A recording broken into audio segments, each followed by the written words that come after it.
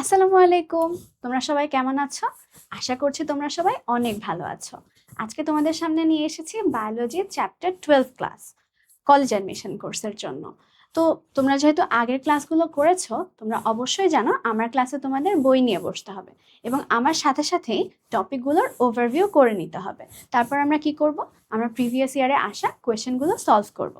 এরপরে অনেক টাইপের প্রবাবল কোয়েশ্চেন সলভ করব, যাতে তোমরা কোয়েশ্চেন প্যাটার্নের সাথে ইউজ টু হতে পারো এবং তোমাদের প্র্যাকটিসটা আমার সাথে সাথেই হয়ে যায়। তাহলে চলো শুরু করে দিই। এবং এই চ্যাপ্টারটা কিন্তু খুবই খুবই ইম্পর্টেন্ট, তাহলে কোনো হেলাফেলা করবে না। চলো আমরা শুরু করি। যারা আমাকে চেনো না, আমি আতিয়া রহমান তানহা, বর্তমানে পড়াশোনা করছি ঢাকা ইউনিভার্সিটির জেনেটিক ইঞ্জিনিয়ারিং অ্যান্ড বায়োটেকনোলজি ডিপার্টমেন্টে। আমার কলেজ ছিল হলিক্রস কলেজ, ব্যাচ 73। আমার এইচএসসি ছিল 24। আচ্ছা, তো আমি প্রত্যেক বার যেরকম করি, চ্যাপ্টারগুলোর মধ্যে যে টপিকগুলো আছে সেগুলোকে আমি একটা লিস্ট আকারে দেই যে কোনটা মোস্ট ইম্পর্টেন্ট। তো আমি দেখেছি অ্যানালাইসিস করে যে সবচেয়ে বেশি কোয়েশ্চেন ক্রোমোজোম, ডিএনএ, আরএনএ, জিন এগুলো থেকে আসে। তো এটা সবচেয়ে ইম্পর্টেন্ট। তারপর সেক্স লিঙ্কড ডিসঅর্ডার অ্যান্ড এরপর বিবর্তন। যদিও বিবর্তন থেকে আগের ইয়ারের কোয়েশ্চেন কম, কিন্তু আমি দেখেছি যে এটার মধ্যে ঠিক আসলে অনেকগুলো এমসিকিউ হয়। তো সেইগুলো আসলে বলা যায় খুব ইম্পর্টেন্ট প্রবাবল কোয়েশ্চেন। তো সেগুলো আমি অবশ্যই বিবর্তনের মধ্যে আবার আলোচনা করব। চলো বর্তমানে শুরু করছি বংশগতি বস্তু দিয়ে। তোমরা সবাই জানো পিতামাতার বৈশিষ্ট্যগুলো বংশানুক্রমে সন্তান সন্ততির দেহে সঞ্চারিত হওয়ার যে প্রক্রিয়া, এই প্রক্রিয়াটাকে কি বলা হয়? বংশগতি বলা হয়। তো এই বংশগতি কিসের কিসের মাধ্যমে রক্ষিত হয়? সেই রক্ষণকারী বস্তুগুলোকে বলা হয় বংশগতি বস্তু। এরা কারা হতে পারে? এরা হতে পারে ক্রোমোজোম, ডিএনএ, আরএনএ, জিন। এখন আমরা কি এই প্রত্যেকটাকে আলাদা আলাদা করে জানবো। ক্রোমোজোম, এটা হচ্ছে 1875 সালে, অ্যাকচুয়ালি এই সালটা কিন্তু ইম্পর্টেন্ট। তো 1875 সালে বিজ্ঞানী চার্লস বার্গারও বলে উনি প্রথম ক্রোমোজোম আবিষ্কার করেছিলেন। এর দৈর্ঘ্য এবং প্রস্থ এটা একটু ভালো করে দেখে নাও। দৈর্ঘ্য 3.5 থেকে 30 মাইক্রোমিটার আর কি। আর প্রস্থ 0.2 থেকে 2 মাইক্রন। এখন মানব দেহে 23 জোড়া ক্রোমোজোম থাকে। এদের মধ্যে 22 জোড়া কি অটোজোম, আর 1 জোড়া সেক্স ক্রোমোজোম। তার মানে আমরা বংশগতি বলতে যে বুঝি বংশানুক্রমে বৈশিষ্ট্য ছড়িয়ে যাওয়া, সেটা কিন্তু এই অটোজোম গুলো কিন্তু ফিক্সডই থাকবে, শুধুমাত্র চেঞ্জ হবে সেক্স ক্রোমোজোম, তাই না? তো তার উপরেই কিন্তু এই বংশগতির বৈশিষ্ট্যগুলো নির্ভর করবে। এখন আমরা যদি ক্রোমোজোমের চিত্র, এটা কিন্তু আমরা সেকেন্ড চ্যাপ্টারেও দেখেছি, তাই না? তো এখানেও আছে যে এটা আমাদের ক্রোমোজোমের একটা বাহু, এটা সেন্ট্রোমিয়ার অঞ্চল, এখানে একটা কুঞ্চন, এটা গৌণ কুঞ্চন, এই যে মাথাটা এটাকে স্যাটেলাইট বলে। তারপরে এই ভিতরের মানে এটা তো ক্রোমোজোমে দেখো একটা কাইন্ড অফ ম্যাট্রিক্স দেখাচ্ছে একটা, তারপর বাইরে একটা আবরণ দেখাচ্ছে, পেলিকল বলে এটাকে। তোমরা ইন্টারের ফার্স্ট চ্যাপ্টার, যদি তোমরা বায়োলজি ফার্স্ট চ্যাপ্টার আর কি বোটানি, সেখানে যদি তোমরা পড়া শুরু করে থাকো, দেখবে যে এই ম্যাট্রিক্স, ধাত্র, তারপর পেলিকল, এগুলো আসলে অস্তিত্ব নাই, কিন্তু চিত্রটা আর কি ভালো মতো বোঝানোর জন্য এখানে এরকম করে দেওয়া হয়। আই গেস তোমরা পড়াশোনা শুরু করেছো ইন্টারের, এই জন্য বললাম। আর দেখো এই ভিতরে যে ডিএনএটা, সেটাকে ক্রোমোনেমাটা বলছে। আর এই যে ম্যাট্রিক্স যেটা বললাম, ওই ম্যাট্রিক্সটাই ধাত্র। যদি এগুলোর অস্তিত্ব কিন্তু আসলে প্রমাণিত হয়নি, তবে তোমাদের জন্য এখন অবধি এই চিত্রটাই পারফেক্ট, সো তোমরা এটাই শিখবে। এরপর দেখো ক্রোমোজোম, এটার কাজগুলো কি। এখানে কিন্তু আমাদের খুব ইম্পর্টেন্ট কিছু ওয়ার্ড আছে যেগুলো দিয়ে খুবই ইম্পর্টেন্ট। সেখানে দেখো এরা বংশগতির ধারক আর বাহক হিসেবে কাজ করে এবং একই সাথে বংশগতির ভৌত ভিত্তি। তাহলে এই দুটো কিন্তু ইম্পর্টেন্ট এমসিকিউ, ধারক বাহককে ক্রোমোজোম এবং বংশগতির ভৌত ভিত্তিও ক্রোমোজোম। এখন এই যে ক্রোমোজোম, ও কি কি নিয়ন্ত্রণ করে দেখো, মানুষের চুলের রং নিয়ন্ত্রণ করে, চামড়ার রং, চুলের প্রকৃতি, চোখের রং, চামড়ার গঠন, এগুলো কিন্তু আমাদের এমসিকিউর পয়েন্ট হিসেবে খুব ইম্পর্টেন্ট। তোমরা যেহেতু অলরেডি কি বলবো এসএসসি দিয়ে ফেলেছো এবং জিপিএ 5 তোমাদের অবশ্যই পেতে হয়েছে, যেহেতু তোমরা অ্যাপ্লাই করেছো, তোমরা সবাই এগুলো খুব ভালো মতো জানো। কিন্তু তারপরও আরো ইম্পর্টেন্স দিয়ে পড়তে হবে, কনসিস্টেন্ট হতে হবে, কারণ তোমার সাথে যারা পরীক্ষা দিচ্ছে তারা সবাইও কিন্তু জিপিএ 5 পেয়েছে। তাহলে 10,000 জনের মধ্য থেকে, হলিক্রসের কথা বলছি, 10,000 জনের মধ্য থেকে কিভাবে 780 সিলেক্ট করবে বলো? ওই শর্ট টাইমে তুমি কিভাবে অ্যান্সার করতে পারছো কিনা, তোমার মনে থাকছে কিনা তার উপর কিন্তু ডিপেন্ড করে। তাহলে আগে থেকেই সিরিয়াস হতে হবে, তাই না, যদি তুমি তোমার ড্রিম কলেজে ভর্তি হতে চাও। ওকে, গেল এটা। তারপর দেখো আমরা ডিএনএ সম্পর্কে জানবো, যে এটা হচ্ছে কি ক্রোমোজোমের প্রধান উপাদান। হ্যাঁ, ক্রোমোজোমের প্রধান উপাদান, এবং ওকে মানে ওর ফুল ফর্ম হচ্ছে ডিঅক্সিরাইবো নিউক্লিক অ্যাসিড। এই ডিএনএ হচ্ছে 2টা সূত্র বিশিষ্ট। এখন এই যে পলিনিউক্লিওটাইড বলেছে, আমরা একটু পরে দেখবো যে নিউক্লিওটাইড আসলে কি কি নিয়ে গঠিত। তো তাহলে বুঝতেই পারছো অনেকগুলো নিউক্লিওটাইড আছে, এজন্য বলেছে পলিনিউক্লিওটাইড, এবং এটা একটা সর্পিলাকার গঠন, এজন্য এটাকে বলেছে এত বাজে ডিএনএ। আচ্ছা, এজন্য হচ্ছে এটাকে সর্পিলাকার আর কি বলেছে। এই পর্যন্ত ঠিক আছে? দেখো এরকম ভাবে সর্পিলাকারে পেঁচানো থাকে, এই জন্য বলেছে। ওকে, এবার দেখো ডিএনএর এটা কি বলো, এটা হচ্ছে রাসায়নিক গঠন, এটা হচ্ছে ভৌত গঠন। তোমাদের কিন্তু অবশ্যই জানতে হবে যে কোনটা কোন গঠন, কারণ চিত্র চাইতেই পারে। এটা হচ্ছে কেমিক্যাল স্ট্রাকচার, এটা হচ্ছে কেমিক্যাল স্ট্রাকচার,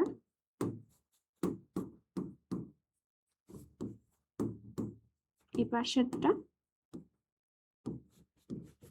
আর এটা হচ্ছে আমাদের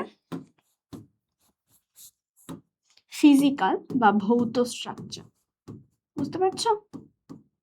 এই ব্যাপারগুলো কিন্তু তোমাদের এখন অবশ্যই ক্লিয়ারলি বুঝতে হবে, কারণ তোমরা বড় হয়ে গেছো, তোমরা এখন ইন্টারে পড়ো বলা যায়। ঠিক আছে? এবার দেখো ডিএনএ, এটার উপাদানগুলো কি? এই যে বললাম না পলিনিউক্লিওটাইড, তো এখন নিউক্লিওটাইড আসলে কি কি দিয়ে গঠিত সেসব সম্পর্কে একটু বুঝতে হবে। তো সেখানে দেখো 5 কার্বনযুক্ত শর্করা থাকে, এবং তোমাদের বোটানির 4th চ্যাপ্টার হচ্ছে এই যে গ্লুকোজ এইসব আর কি নিয়ে। তো সেখানে তোমরা দেখবে 5 কার্বনযুক্ত শর্করা 2টা হতে পারে, একটা রাইবোজ আর একটা রাইবুলোজ। তবে ডিএনএতে যেটা থাকে এবং আরএনএতেও থাকে সেটা হচ্ছে রাইবোজ সুগার। ঠিক আছে? আচ্ছা, নাইট্রোজেন বেস বা ক্ষার, মানে এইখানে এই ক্ষারটাতে একটা ক্ষার, সেখানে হচ্ছে নাইট্রোজেন থাকবে। ঠিক আছে? এগুলোর আবার বিভিন্ন টাইপের হতে পারে, পিউরিন, পাইরিমিডিন, সেগুলোর মধ্যে আবার টাইপ আছে অ্যাডিনিন, গুয়ানিন, সাইটোসিন, থাইমিন এবং ইউরাসিল। ঠিক আছে? এবং অজৈব ফসফেট লিঙ্ক হিসেবে এই যে নাইট্রোজেনাস বেস সেগুলোকে যুক্ত করে রাখে এই ফসফেটগুলো লিঙ্ক করে। এখন দেখো এই যে নিউক্লিওটাইড বললাম না, যে 5 কার্বনযুক্ত শর্করা, নাইট্রোজেন বেস বা ক্ষার এবং অজৈব ফসফেট একসাথে কি তৈরি করে? নিউক্লিওটাইড। তাহলে এই নিউক্লিওটাইডের সংজ্ঞাটা কিন্তু খুব ইম্পর্টেন্ট, এবং ওর মধ্যে কি কি আছে তোমার অবশ্যই জানতে হবে। নাইনও তোমরা সবাই জানো নাইট্রোজেনাস বেস 2 টাইপের হতে পারে, মোটা দাগে এরা 2 টাইপের, পিউরিন বেস এবং পাইরিমিডিন বেস। পিউরিন আবার 2 রকম হতে পারে, তুমি AG, এবং এটা হচ্ছে CT। এটা আমরা যেহেতু ডিএনএ এর ক্ষেত্রে পড়ছি, তো আমরা এখানে ইউরাসিল অবশ্যই মেনশন করব না, কারণ কি ইউরাসিল কোথায় থাকে তোমরা সবাই জানো, ইউরাসিল আরএনএ তে থাকে। তাহলে ডিএনএ এর পিউরিন বেস কারা? অ্যাডিনিন এবং গুয়ানিন। আর পাইরিমিডিনের বেস কারা? পাইরিমিডিন হচ্ছে ডিএনএ তে যারা থাকে তারা হচ্ছে সাইটোসিন এবং থাইমিন। এটা অবশ্যই চেঞ্জ হবে আরএনএ এর ক্ষেত্রে। এখন বেসগুলো, মানে তুমি দেখো এই কেমিক্যাল স্ট্রাকচারটা যদি আমরা নোটিস করে দেখো, এটা কি দেখো সুগার, 5 কার্বন যুক্ত সুগার, এটা হচ্ছে আমার রাইবোজ সুগার। এই যে এগুলো আছে বললাম না যে লিঙ্ক করে রাখে, এই যে 2টা সুগারের মধ্যে ফসফেট লিঙ্ক করে রাখে, অ্যাঙ্করিং। ঠিক আছে? অ্যাঙ্কর করে রাখে। এই সুগারগুলোর দেখো হাতে আবার কারা কারা থাকে, এই সুগারগুলোর মধ্যে বেসগুলো থাকতেছে। তো সুগারগুলোকে হচ্ছে ফসফেট লিঙ্ক দিয়ে যখন লিঙ্ক করা, তো এই যে এটা একটা চেইন, তাই না? এটা হচ্ছে সুগার আর ফসফেটের চেইন, আর এখানেও সুগার আর ফসফেটের চেইন। এই সুগার আর ফসফেটের চেইন আবার একসাথে কিভাবে থাকবে? এই বেসদের মাধ্যমে।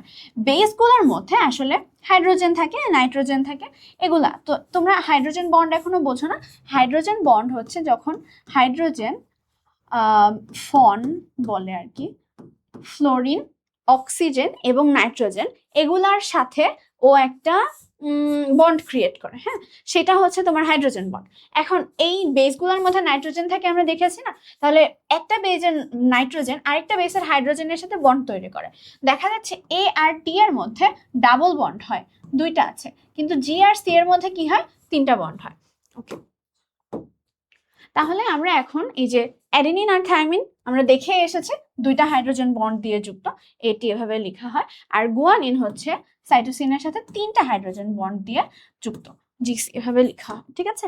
আচ্ছা, এবার দেখো হেলিক্সের প্রত্যেকটা পূর্ণ ঘূর্ণনে 34 অ্যাংস্ট্রম দৈর্ঘ্য বিশিষ্ট হয় পূর্ণ ঘূর্ণনটা। এই পূর্ণ ঘূর্ণনের মধ্যে 10টি নিউক্লিওটাইডের জোড়া থাকে, এটা কিন্তু খুব ইম্পর্টেন্ট, জোড়া থাকে কিন্তু, নট একা থাকে। যেমন এই যে এটা হচ্ছে একটা পূর্ণ ঘূর্ণন, ঠিক আছে। এই পূর্ণ ঘূর্ণনের মধ্যে মানে এটাই আসলে পূর্ণ ঘূর্ণন। এখানে হচ্ছে এই পাশে 10টা থাকবে, এই পাশে 10টা থাকবে। আরো একটা চিত্র ছিল তোমাদের বইয়ে, সেই চিত্রটা মনে হয় এখানে নাই, তবে সেখানে খুব সুন্দর করে 10টাই গুনতে পারা যাচ্ছিল। তো এখন দেখো এই হচ্ছে 1 2 3 4 5 6 7 8 9 10, এই 10টার মধ্যে এই পাশে হচ্ছে তোমার নাইট্রোজেনাস বেস আছে, এই পাশে, তাহলে এটা হচ্ছে 34 অ্যাংস্ট্রম। তাহলে এই যে কোনো দুইটার মধ্যে 10 দিয়ে ভাগ করবে না, সেটা পাওয়া যাবে কি 3.4 অ্যাংস্ট্রম, তাই না? সেটাই কিন্তু দুইটি পাশাপাশি দুইটি নিউক্লিওটাইডের মধ্যে দূরত্ব তাহলে আসবে 34 অ্যাংস্ট্রম। 1953 সালে ওয়াটসন এবং ক্রিক প্রথম হচ্ছে ডিএনএ অণুর ডাবল হেলিক্স বা দ্বিসূত্রী কাঠামোর বর্ণনা দিয়েছিল। তবে এখানে ওয়াটসন ক্রিককে মেনশন করলে অবশ্যই তোমাদের রোজালিন্ড ফ্র্যাঙ্কলিনের কথাও জানা থাকতে হবে। রোজালিন্ড ফ্র্যাঙ্কলিনই কিন্তু এক্সট্রা ক্রিস্টালোগ্রাফি করেছিল এবং সেখান থেকেই তিনি বিভিন্ন মেজারমেন্ট পেয়েছিলেন। এখন ওয়াটসন ক্রিক কি করেছে, ওরা কিন্তু কোনো এক্সপেরিমেন্ট করেনি, ওরা হচ্ছে শুধুমাত্র এই যে সব এক্সপেরিমেন্টগুলো এগুলোকে একসাথে করে ওরা আসলে এই যে যুক্তরাষ্ট্র সব জায়গায় ঘুরে ঘুরে ইনফরমেশন কালেক্ট করেছিল, তারপরে ওরা একটা ফিজিবল ডিএনএ স্ট্রাকচার দেখিয়েছিল, ঠিক আছে। তবে এক্সপেরিমেন্টের কাজগুলো যেই এক্সট্রা ক্রিস্টালোগ্রাফির রেডিয়েশনের কারণে রোজালিন্ড ফ্র্যাঙ্কলিনকে মারাও যেতে হয়েছে, সেই কাজগুলো মানে মেইন ল্যাবের কাজগুলো কিন্তু রোজালিন্ড ফ্র্যাঙ্কলিনই করেছিল, ঠিক আছে। আচ্ছা, এরপর দেখো ডিএনএ ক্রোমোজোমের প্রধান উপাদান এবং বংশগতির রাসায়নিক ভিত্তি। তাহলে ক্রোমোজোমের প্রধান উপাদান তো আমরা অলরেডি দেখে এসেছি, এবং বংশগতির রাসায়নিক ভিত্তি, ভৌত ভিত্তি কে ছিল বলতো, ভৌত ভিত্তি ছিল ক্রোমোজোম। তো অবশ্যই এগুলোকে সুন্দর করে খেয়াল রাখতে হবে। ডিএনএ জীবের চারিত্রিক বৈশিষ্ট্যের প্রকৃত ধারক এবং বাহক, যা জীবের চারিত্রিক বৈশিষ্ট্য কি করে সরাসরি বহন করে মাতা পিতা থেকে বংশধরে নিয়ে যায়। অ্যাকচুয়ালি আমাদের ডিএনএর মধ্যেই কি আছে, সব বৈশিষ্ট্য এনকোডেড আছে। তাহলে বংশগতি বা বংশের বৈশিষ্ট্য, আমাদের বৈশিষ্ট্য যাই বলো না কেন, সবই পরবর্তী প্রজন্মে নিয়ে যেতে হলে ডিএনএ দায়ী হবে, রেসপন্সিবল, তাই না? আচ্ছা, এবার দেখো ডিএনএর কপি বা ডিএনএ রেপ্লিকেশন করা, ডিএনএ অনুলিপন যেটাকে বলে। তো দেখো ডিএনএ অনুলিপন, এখানে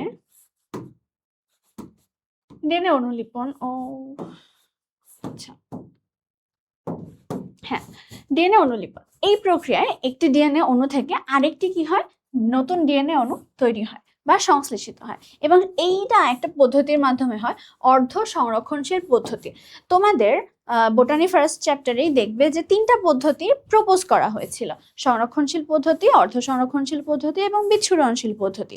এই 3টা পদ্ধতির মধ্যে আবার এক্সপেরিমেন্ট করে দেখা গেছে যে শুধুমাত্র অর্ধ সংরক্ষণশীল পদ্ধতিটাই এক্সপেরিমেন্টগুলোকে জাস্টিফাই করতে পারে, তাহলে এটাই গ্রহণযোগ্য হয়েছে। এখন অর্ধ সংরক্ষণশীল পদ্ধতিটা আসলে কি, সেটা হচ্ছে ডিএনএ, নতুন ডিএনএ যে তৈরি হবে তার মধ্যে আগের বা পুরনো ডিএনএ থাকবে অর্ধেক এবং নতুন ভাবে তৈরি হবে অর্ধেক, এই জন্য এটাকে বলে অর্ধ সংরক্ষণশীল পদ্ধতি।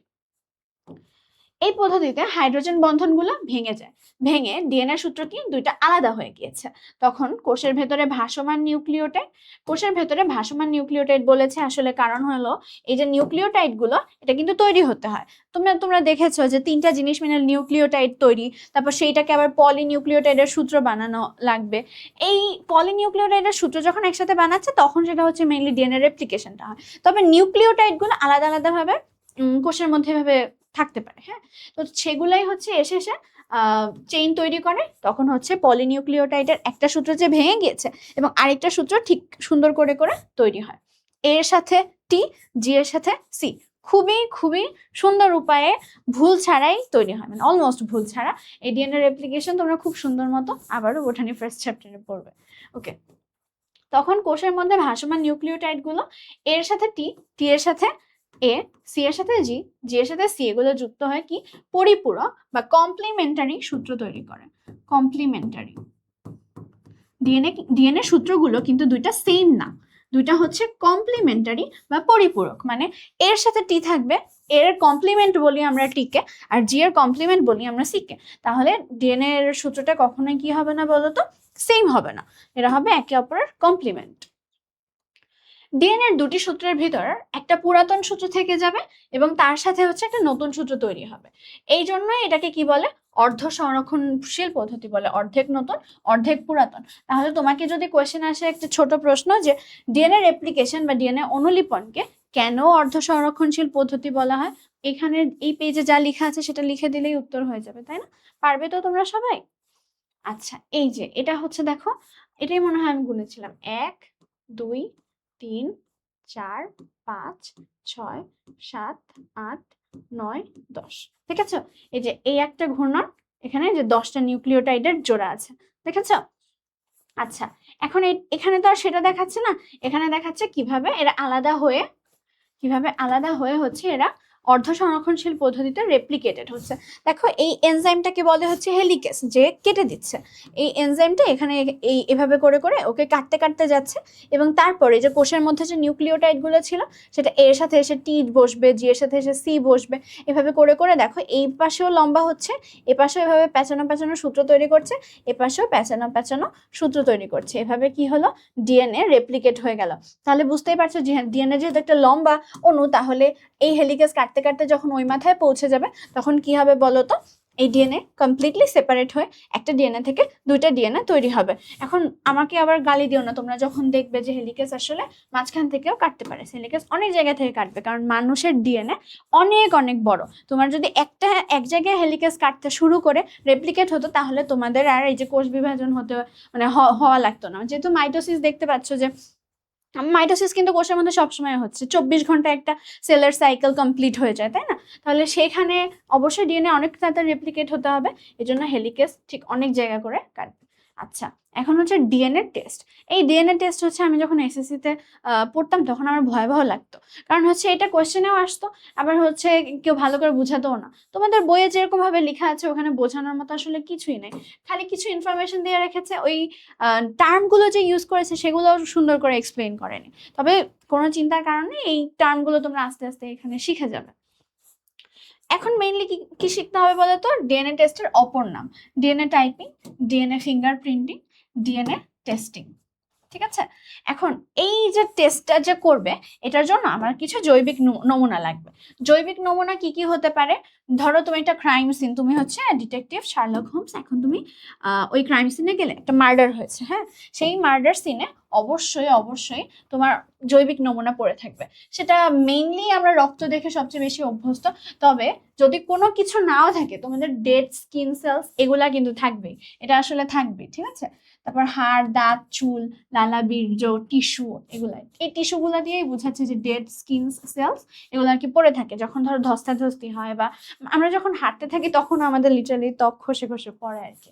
যাই হোক, এই ডিএনএ এখন দেখেছো তুমি যে ডিএনএ আমাদের হচ্ছে একসাথে হচ্ছে অ্যাটাচড থাকবে, তাই না? এখন এই পুরো ডিএনএটা দিয়ে তো আমি হচ্ছে কাজ করতে পারবো না, এটা অনেক বড়, হ্যাঁ, এন্ড অনেক আননেসেসারি ইনফরমেশনও আছে। তোমরা দেখবে যে ডিএনএর দুইটা পার্ট, এক্সন আর ইন্ট্রন, তো সেই এক্সনটা শুধু কাজে লাগে, ইন্ট্রন লাগে না। তো এত কিছু মানে এত বড় ডিএনএ কে তো আর আমি ম্যাপিং করতে পারবো না, আমার এটাকে ছোট ছোট টুকরা করতে হবে। সেই টুকরা আমি করি হচ্ছে রেস্ট্রিকশন এনজাইম দিয়ে। এখন এই যে রেস্ট্রিকশন এনজাইম এর হচ্ছে বিশেষত্ব আছে, তোমরা এটাও পড়বে। তবে রেস্ট্রিকশন এনজাইম হচ্ছে একটা নির্দিষ্ট অংশে কাটে, নির্দিষ্ট সাইটে কাটে। তুমি ওখান থেকে যত যত জৈবিক নমুনা পেয়েছো তার সাথে তাকে এই রেস্ট্রিকশন এনজাইম দিয়ে কাটলে, তারপরে যে তোমার সন্দেহভাজন বা তোমার সাসপেক্ট তার কাছ থেকে তুমি ডিএনএ নিয়ে কাটলে, যদি ওখানে পাওয়া ডিএনএ এবং তোমার সাসপেক্টের ডিএনএ সেম হয়, তোমার সাসপেক্ট যদি আসল ক্রিমিনাল হয়, তাহলে কিন্তু অবশ্যই এই রেস্ট্রিকশন এনজাইম ঠিক সমান ব্যান্ডে বা সমান আকৃতি করে কাটবে। বুঝতে পারছো? তার মানে বোঝা গেল, আমি যদি তোমাকে একটা লিনিয়ার ডিএনএ বোঝাই, ভয়াবহ লিনিয়ার ডিএনএ, এই দুটো হচ্ছে সেম ডিএনএ, তাহলে রেস্ট্রিকশন এনজাইম এসে এই জায়গাটি, এই স্পেসিফিক এই জায়গায় কাটবে এবং এই জায়গায় কাটবে। তাহলে এটা যদি তোমার হচ্ছে পেয়েছো প্রাপ্ত, বা আমি ক্রাইম সিন ধরতে পারি, ক্রাইম সিন থেকে এটা পেয়েছো, আর এটা কি, এটা হচ্ছে তোমার, এটা ক্রাইম সিন ছিল, এটা হচ্ছে তোমার সাসপেক্ট থেকে নিয়েছো, ঠিক আছে, সাসপেক্ট থেকে নিয়েছো। তাহলে ক্রাইম সিনের ডিএনএ আমি ধরে নিচ্ছি যে ক্রাইম সিনে যাকে পেয়েছো সাসপেক্ট তোমার সেম, তাহলে রেস্ট্রিকশন এনজাইম ওটাও গিয়ে ঠিক এই জায়গায় কাটবে। তাহলে দেখো এদের দৈর্ঘ্য সেম হয়েছে না। এখন তুমি একটা পদ্ধতি শিখবে যে জেল ইলেকট্রোফোরেসিস পদ্ধতি। জেল ইলেকট্রোফোরেসিস পদ্ধতিতে আসলে ডিএনএর ব্যান্ড তৈরি হয়। হ্যাঁ, তো এই যে ডিএনএর আকৃতি অনুসারে ও যদি হয় হচ্ছে অনেক স্মল হয়, তাহলে ও তাড়াতাড়ি হচ্ছে দৌড়ায় দৌড়ায় চলে যাবে, তখন সামনের দিকে থাকবে। আর যদি ওর হচ্ছে আরো বড় লেন্থের হয়, তাহলে দেখো ও পিছনে থাকবে। এখন খেয়াল করো, ওদের দুজনের লেন্থ সেম না? তাহলে এটা হচ্ছে এই লাইনটা যদি হয় তোমার ক্রাইম সিনের, আর এই লাইনটা যদি হয় তোমার সাসপেক্টের, এই ডিএনএর খণ্ড এবং এই ডিএনএর খণ্ড পুরোপুরি মিলে যাবে। তোমার বই একটা চিত্র আছে, আমি দেখেছি। তো সেখানে দেখা যাচ্ছে যে যদি পুরোপুরি এভাবে মিলে যায়, তো তাহলে তুমি বলতে পারবে এই সাসপেক্টই আসলে ক্রিমিনাল। ঠিক আছে, একদম এক্স্যাক্টলি এভাবে করে বলতে পারবে। আচ্ছা, তাহলে দেখা যাচ্ছে জেল ইলেকট্রোফোরেসিস, এটা হচ্ছে শুধু ইলেকট্রোফোরেসিস বললে হয় না, জেল ইলেকট্রোফোরেসিস, জেলে আমরা জেল রান বলি। হ্যাঁ, জেলে ডিএনএ দৌড়াদৌড়ি করে বেসড অন ওর চার্জ। এখন এটারও আবার জিনিস আছে কেন দৌড়াদৌড়ি করে, আমি এত কিছু না বললাই ভালো, তোমাদের কনফিউশন হবে। তো জেল ইলেকট্রোফোরেসিস পদ্ধতিতে ডিএনএ টুকরাগুলোকে আমরা কি করব, দৈর্ঘ্য অনুসারে বিভিন্ন ব্যান্ড আকারে আলাদা করব। এই ব্যান্ডের ছবি কিন্তু তোমার বইয়ে দেয়া আছে, তাই না? এখানে মনে হয় নাই। আচ্ছা, তো সেই ব্যান্ড আকারে হচ্ছে তোমরা আলাদা আলাদা করবে। তাহলে বুঝতে পারছো যে রেস্ট্রিকশন এনজাইম হচ্ছে এখানে মেইন প্লেয়ার, যে কি করলো বলো, ডিএনএ গুলাকে সুন্দর করে একই জায়গায় করে কাটলো। এখন ও যেহেতু স্পেসিফিক ভাবে একই দৈর্ঘ্য তৈরি করেছে, কার জন্য একই দৈর্ঘ্য তৈরি করেছে, সাসপেক্টের জন্য এবং ক্রাইম সিনে পাওয়া ডিএনএর জন্য, যদি ওই সাসপেক্টই আসলে ক্রিমিনাল হয়, তাহলে কিন্তু আমরা এরকম একদম কি বলবো 100% শিওর হয়ে বলতে পারবো ওই সাসপেক্টটাই ক্রিমিনাল। ঠিক আছে? আচ্ছা, এবার দেখো, এরপর বলেছে অটো রেডিওগ্রাফ পদ্ধতিতে তোমার এই ডিএনএ, চিন্তা করো তুমি সেলই দেখতে পাও না, সেলের মধ্যে ডিএনএ কত ছোট, এটাকে দেখতে পাওয়ার কোনো চান্স নেই, মাইক্রোস্কোপিক। এবং সেই ডিএনএ কে কি করেছো, আবার টুকরা করেছো, তাহলে এটা কি তোমার কোনোদিনই এই ব্যান্ড কি নিজের চোখে দেখা সম্ভব না। এটাকে হচ্ছে অটো রেডিওগ্রাফ পদ্ধতিতে, মানে রেডিওগ্রাফি করা হয়, রেডিয়েশন দিয়ে আর কি দেখা হয়। অ্যান্ড এখানে আমরা বিভিন্ন টাইপের বায়োলুমিনেসেন্স পদার্থ এগুলোও ব্যবহার করি। তো সেগুলো মানে হচ্ছে যে এগুলো আর কি জলে, এগুলো আলো দেয় বা এরকম টাইপের।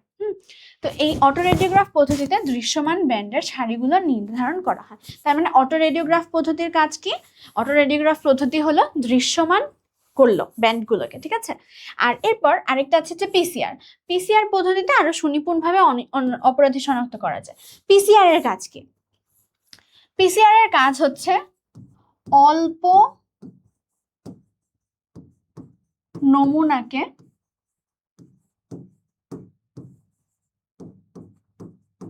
অনেক করে, এটুকু মনে রাখলেই হবে। হ্যাঁ, তো এখানে হচ্ছে তোমার, তুমি যে পরিমাণ ডিএনএ পেয়েছো ওখান থেকে পাওয়া গিয়েছে ক্রাইম সিন থেকে, সেগুলা এনাফ না, অনেক সময় হয় না। তখন তোমার কি করতে হবে, পিসিআর দিয়ে মিলিয়ন মিলিয়ন কপি তৈরি করতে হবে, যাতে তুমি অ্যাকচুয়ালি ব্যান্ড তো তোমার অ্যাটলিস্ট একটু মোটা হওয়া লাগবে, যাতে তুমি দেখতে পারো। সেটা কখনোই সম্ভব না যদি তুমি পিসিআর না করো। বুঝতে পারছো? তো এই জন্য তোমার যে পিসিআর একটা লাইন ছিল, তোমার বইয়ে এই লাইনটা আছে, অল্প নমুনা থেকেও অপরাধী শনাক্ত করা যায়, এরকম টাইপের। তার মানে বুঝতেই পারছো, অল্প নমুনা দিয়ে আসলে কাজ হয় না। পিসিআর এর কাজ হচ্ছে, দেখো ও কি করে, চেইন রিয়াকশন করে। চেইন রিয়াকশন করে ডিএনএ কে রেপ্লিকেট করতে করতে করতে করতে অনেক নমুনা অনেক করে ফেলে, মানে ডিএনএ কপিটাকে অনেক অনেক করে ফেলে। বুঝতে পারছো? আচ্ছা, তাহলে আমরা একটু আবার ওভারভিউ করি। আমাদের জৈবিক নমুনা লাগবে, ক্রাইম সিন থেকে নেব এবং সাসপেক্ট থেকে নিব, আর এছাড়াও আরো একজনের থেকে নিতে হবে, যে ভিকটিম আর কি। ভিকটিমের থেকে নিতে হবে, কারণ ক্রাইম সিনে অবশ্যই ভিকটিমের ডিএনএও পাওয়া যাবে। তো ভিকটিমকে যেন আমরা বাদ দিতে পারি, এজন্য ভিকটিমের ডিএনএটাও আমরা নিব। আচ্ছা, জৈবিক নমুনা নিলাম, এরপরে সেটাকে আমরা ডিএনএ কাটবো কি দিয়ে? রেস্ট্রিকশন এনজাইম দিয়ে। রেস্ট্রিকশন এনজাইম দিয়ে কাটার পরে আমরা দেখেছি সমান সমান টুকরায় বিভক্ত হবে যদি ক্রিমিনাল সাসপেক্টে ক্রিমিনাল হয়। তারপর আমরা জেল রান করব। জেল রান করলে দৈর্ঘ্য অনুযায়ী সেটা বিভিন্ন ব্যান্ডে বিভক্ত হবে। তারপর কি হবে বলতো? তারপর হচ্ছে ওই ব্যান্ডগুলোতে কিন্তু আমাদের দেখতে হবে। দেখার জন্য পদ্ধতির নাম হচ্ছে অটো রেডিওগ্রাফ পদ্ধতি।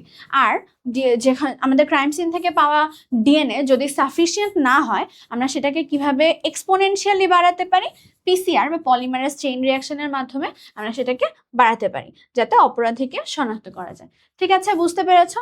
আই হোপ এখন তোমরা পদ্ধতিগুলো সম্পর্কে একটু হলেও আইডিয়া পেয়েছো। এগুলো খুবই খুবই খুবই মজার পদ্ধতি, বুঝতে পেরেছো? এই যে আমার মেইনলি এই ডিএনএর প্রতি ইন্টারেস্ট, এগুলার কারণে আমি জেনেটিক ইঞ্জিনিয়ারিং অ্যান্ড বায়োটেকনোলজিতে এসেছি। আমার এই জিনিসগুলো খুবই ইন্টারেস্টিং লাগে, ঠিক আছে? And the way we can modify them, তাই না? আচ্ছা, যাই হোক, এখন আরএনএ, হ্যাঁ, ডিএনএ শেষ হলো, এখন আরএনএ। আরএনএ হচ্ছে রাইবোনিউক্লিক অ্যাসিড। তো বুঝতেই পারছো, আর ডিএনএতে কি ছিল? Deoxyribonucleic acid. আর এটা শুধু রাইবো নিউক্লিক অ্যাসিড। ডিঅক্সি মানে কি জানো? ডি মানে বাদ, বায়োলজিতে ডি মানে বাদ, আর অক্সি মানে অক্সিজেন। তার মানে ডিএনএতে আরএনএতে হচ্ছে একটা এক্সট্রা অক্সিজেন আছে, যেটা ডিএনএতে নাই। তার মানে ডিএনএতে অক্সিজেন একটা বাদ। তোমরা জানতে পারবে, এটা হচ্ছে ফার্স্ট চ্যাপ্টারেই, বোটানি ফার্স্ট চ্যাপ্টারেই আছে। 2 নাম্বার এই রাইবোজ সুগারের 2 নাম্বার কার্বনে একটা অক্সিজেন আর কি কমে যায়। যাই হোক, সে কারণে এসেছে। এগুলো একটু মজার জিনিস। তো মানে হচ্ছে কি যে তোমাদের আই গেস তোমাদের অলরেডি তোমরা পড়া শুরু করেছো বোটানি, অ্যান্ড যদি তোমরা নাও করো তাও এগুলা যে কত ইন্টারেস্টিং এটা জানানোর জন্য আমি তোমাদেরকে একটু মাঝে মাঝে বলি। যাই হোক, আরএনএতে কিন্তু একটা সূত্র থাকবে। পলিনিউক্লিওটাইডের সূত্র কয়টা থাকবে? একটা থাকবে, ঠিক আছে? ডিএনএ কিন্তু ডাবল স্ট্র্যান্ডেড ছিল, আরএনএ হচ্ছে সিঙ্গেল স্ট্র্যান্ডেড, ঠিক আছে? স্ট্র্যান্ড মানে হচ্ছে সূত্র, যেটা আমরা বলি। আচ্ছা, এবার দেখো, ওরও কিন্তু রাইবোজ সুগার থাকবে, এখানে চেঞ্জ নাই, রাইবোজ সুগারই থাকবে। তবে ডিঅক্সি মানে ডিঅক্সি হচ্ছে ডিএনএতে, আর এখানে হচ্ছে শুধুমাত্র রাইবোজ, মানে ওর কোনো চেঞ্জ নেই আর কি। নাইট্রোজেন বেস আগের মতোই, তবে চেঞ্জ আসছে। চেঞ্জ কি? অ্যাডিনিন গুয়ানিনে কোনো চেঞ্জ নেই। সাইটোসিন, থাইমিনের জায়গায় থাইমিনের পরিবর্তে ইউরাসিল থাকবে। এই এমসিকিউ সলভ করতে করতে অবশ্যই তোমাদের কান ঝালাপালা হয়ে গেছে, এবং তোমরা এটা you know this by heart, তাই না? কোনোভাবে ভুল করবে না। অজৈব ফসফেটও থাকবে। তাহলে এই তিনটা মিলে কি করলো? নিউক্লিওটাইড তৈরি করলো। এরপর সেইটাই পলিনিউক্লিওটাইডের সূত্র হবে। তবে পার্থক্য কি? আরএনএতে একটা সূত্র হবে, ডিএনএতে দুইটা সূত্র হয়েছিল। তার মানে বুঝতেই পারছো, এখানে কিন্তু হাইড্রোজেন বন্ড দিয়ে ওদের দুইটা সূত্রকে যোগ করে রাখার কোনো দরকার নেই। কথা হচ্ছে তার মানে কি হাইড্রোজেন বন্ড কখনোই থাকে না? না, থাকতেই পারে। কারণ এই যে একটা যে সূত্র যে আছে, এটার মধ্যেও কি সব জায়গায় এরকম নিউক্লিওটাইড গুলো আছে, তাই না? নিউক্লিওটাইডের মধ্যে অবশ্যই নাইট্রোজেনও আছে, হাইড্রোজেনও আছে। তাহলে হাইড্রোজেন বন্ড হতেই পারে। যখন এরা কোষের মধ্যে এরকম পেঁচিয়ে পুচিয়ে থাকে, তখন অবশ্যই অনেক জায়গায় এরকম ওরা লুপ তৈরি করে। এগুলাকে বলে লুপ তৈরি, লুপ। হ্যাঁ, এই লুপ তৈরি করে ওরা এভাবে থাকতে পারে, ঠিক আছে? এবং আরএনএ তো তোমরা জাস্ট এখানে জানতে পারছো যে আরএনএ এর কথা। হ্যাঁ, আরএনএ আবার অনেক টাইপের হতে পারে। বোটানি ফার্স্ট চ্যাপ্টারেই দেখতে পারবে আরএনএ এর টাইপগুলো। সেখানে আবার আরএনএ এর বিভিন্ন টাইপের আরএনএ দেখতে বিভিন্ন রকম হয়। এক টাইপের আরএনএ আছে টিআরএনএ, যে এরকম স্পেসিফিক দেখতে হয় সব সময়। তো বুঝতেই পারছো যে ভ্যারাইটির কোনো শেষ নেই। এই যে দেখেছো, দেখো, এটা হচ্ছে টিআরএনএ। এইটা সবসময় এমনই হবে। এবং দেখো এদের এই যে লুপ, এই যে এইখানে দেখো এই জায়গাগুলোতে দেখো নিজেরাই কিন্তু হাইড্রোজেন বন্ড তৈরি করেছে। ওকে এভাবেই থাকতে হবে, মানে ও এভাবে না থাকলে ও আর টিআরএনএ হবে না, ওর যে কাজ সেটা ও করতে পারবে না, ঠিক আছে? তার মানে বুঝতেই পারছো কত ভ্যারাইটি আছে। ওকে, আরএনএ ভাইরাস যেমন উদাহরণ হচ্ছে টোবাকো মোজাইক ভাইরাস। এটা হচ্ছে একটা ভাইরাস যার বংশগতি বস্তু মানে জেনেটিক ম্যাটেরিয়াল কে বলতো?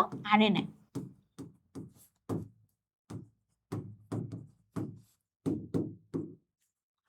তোমরা শুনে দুঃখিত বা খুশি হতে পারো, সেটা হচ্ছে ভাইরাস এবং ব্যাকটেরিয়া এবং হচ্ছে ম্যালেরিয়া জীবাণু প্লাজমোডিয়াম, এই তিনটা নিয়ে তোমাদের বইয়ে একটা চ্যাপ্টার আছে, বোটানি বইয়ে।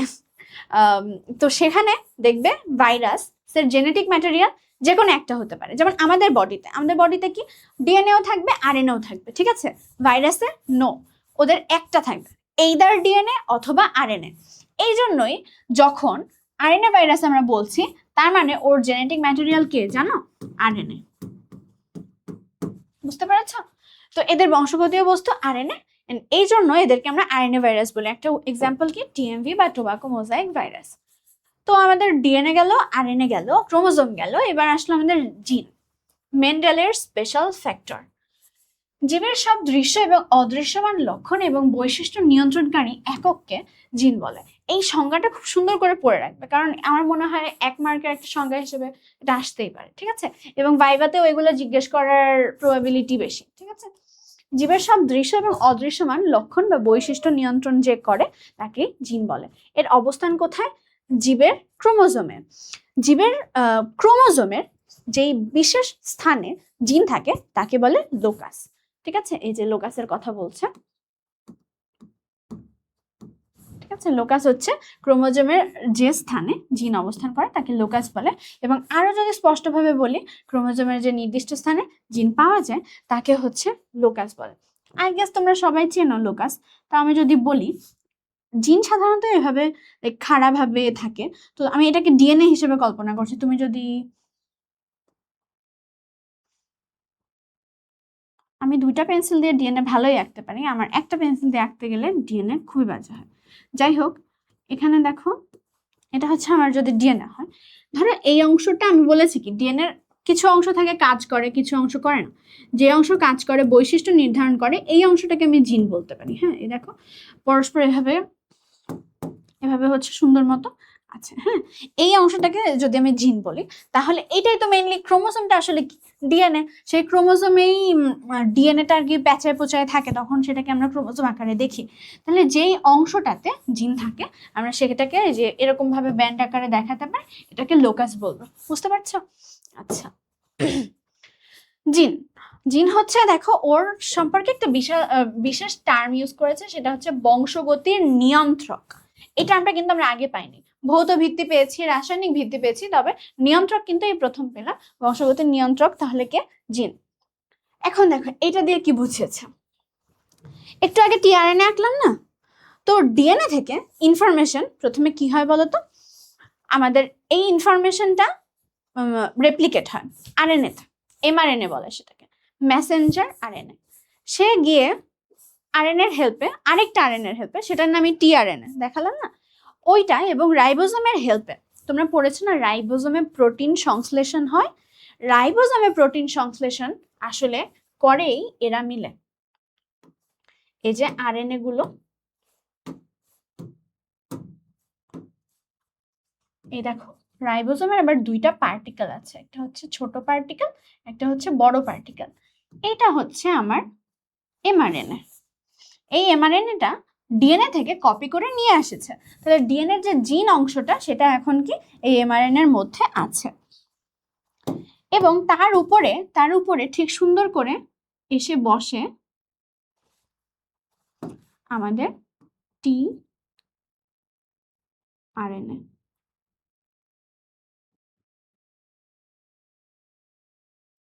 ঠিক আছে, দেখেছো? তারপরে এরা সবাই মিলে প্রোটিন সংশ্লেষণ করে। এই যে টিআরএনএ দেখছো না, এই যে টিআরএনএ, এর এই মাথায় প্রোটিনের চেইন। তোমরা কি বায়োলজিতে তোমাদের জানার কথা যে অ্যামাইনো অ্যাসিড এর পলিমার কে বলতো? অ্যামাইনো অ্যাসিডের পলিমার হচ্ছে প্রোটিন। এই টিআরএনএ মাথায় করে করে একটা একটা একটা একটা করে অ্যামাইনো অ্যাসিড আনে, অনেকগুলো টিআরএনএ আসতে থাকে, এভাবে করে এদের মধ্যে বন্ড গঠন হয়। বন্ডটার নাম হচ্ছে পেপটাইড বন্ড। এগুলো সব টার্ম যে আমি বলছি সবগুলো তোমাদের জানা লাগবে আসলে ইন্টারে। তো এই যে এরা অ্যামাইনো অ্যাসিড গুলো পেপটাইড বন্ডের মাধ্যমে যুক্ত হয়ে প্রোটিন তৈরি করে। এই প্রোটিনটা, এই যে বড় শিকলের লেগ প্রোটিন, এই প্রোটিনটাই আমাদের বৈশিষ্ট্য নিয়ন্ত্রণ করে। আমাদের বডির সবকিছু এই প্রোটিন দ্বারা নিয়ন্ত্রণ হয়। তাহলে এই যে আমাদের ডিএনএ ছিল, এই ডিএনএ থেকে একটা অংশ এমআরএনএ নিয়ে আসলো, এই ডিএনএ থেকে এমআরএনএ একটা অংশ, এটা তো হচ্ছে তোমার কোথায় বলো তো, এটা নিউক্লিয়াসে হচ্ছে। তারপর কই গেল বলো তো, সাইটোপ্লাজমে গেল। সাইটোপ্লাজমে গিয়ে রাইবোজোম, টিআরএনএ, এমআরএনএ এরা মিলে একটা প্রক্রিয়াটার নাম হচ্ছে ট্রান্সলেশন। সেই প্রক্রিয়াতে অ্যামাইনো অ্যাসিড তৈরি করে। অ্যামাইনো অ্যাসিড তৈরি করে বলতে পারলে প্রোটিন তৈরি করে, অ্যামাইনো অ্যাসিড যুক্ত করে করে প্রোটিন তৈরি করে। ঠিক আছে, তো এই যে ফুল প্রসেসটা তোমার বইয়ে অত বেশি ব্যাখ্যা না দিয়ে একটা লাইনে দিয়ে দিল, ডিএনএ থেকে আরএনএ, আরএনএ থেকে প্রোটিন, প্রোটিন থেকে সকল বৈশিষ্ট্য নিয়ন্ত্রণ হয়। বুঝতে পারলে? একটা খুবই সংক্ষেপে একটা ওভারভিউ দিলাম বলতে গেলে। আচ্ছা, এবার দেখো জিন আবার দুই প্রকার হতে পারে, প্রকট জিন এবং প্রচ্ছন্ন জিন। প্রকট জিন কি? যেটা যার বৈশিষ্ট্য আমরা প্রথম বংশধরেই প্রকাশ পাবে। আর প্রচ্ছন্ন হচ্ছে প্রথম বংশধরে প্রকাশ পাবে না, কিন্তু দ্বিতীয় বংশধরে 3:1 অনুপাতে প্রকাশ পাবে, সেটা হচ্ছে প্রচ্ছন্ন বৈশিষ্ট্য। মেন্ডেল হচ্ছে এগুলো এক্সপেরিমেন্ট করে করে দেখেছেন। জিন গ্রেগর জোহান মেন্ডেলকে বংশগতিবিদ্যার জনক বলা হয়। হ্যাঁ, ওনার কথা তো অবশ্যই মনে রাখতে হবে। খুবই এক্সট্রা অর্ডিনারি একজন মানুষ, যে খুবই সুন্দর মানে ইউনিক এক্সপেরিমেন্ট করে করে এইগুলোর অস্তিত্ব প্রমাণ করেছেন। এবার দেখো মেন্ডেলের যে পরীক্ষাটা ছিল, উনি টি, বড় হাতের টি, ক্যাপিটাল টি, সেটাকে লম্বা হওয়ার জন্য দায়ী জিন বলেছে, এবং ছোট টি এগুলাকে খাটো হওয়ার জন্য দায়ী জিন বলেছে। এখন উনি কিন্তু মটরশুঁটি নিয়ে এক্সপেরিমেন্ট করেছিল, তাই না? তো এই লম্বা মটরশুঁটি এবং খাটো মটরশুঁটির মধ্যে উনি কি করলো, এরা কিন্তু পিওর, দেখো এটা কিন্তু পিওর আছে। হ্যাঁ, এই যে দেখো এগুলাকে বলে হাইব্রিড। কেন এটা পিওর? কারণ এখানে দুইটাই টিটি, এখানেও এটাও কিন্তু পিওর, কারণ এখানে দুইটা স্মল টিটি। এরা মিলে যখন ক্রস করছে তখন দেখো সবগুলা হাইব্রিড তৈরি করছে। তবে বড় টি কি বলতো? প্রকট, আর ছোট টি হচ্ছে প্রচ্ছন্ন। প্রথম প্রজন্মে প্রকটই শুধুমাত্র যে ডমিনেন্ট, হ্যাঁ ডমিনেন্ট করে রাখবে, প্রচ্ছন্ন বৈশিষ্ট্যকে ডমিনেন্ট করে নিজের বৈশিষ্ট্য প্রকাশ করবে।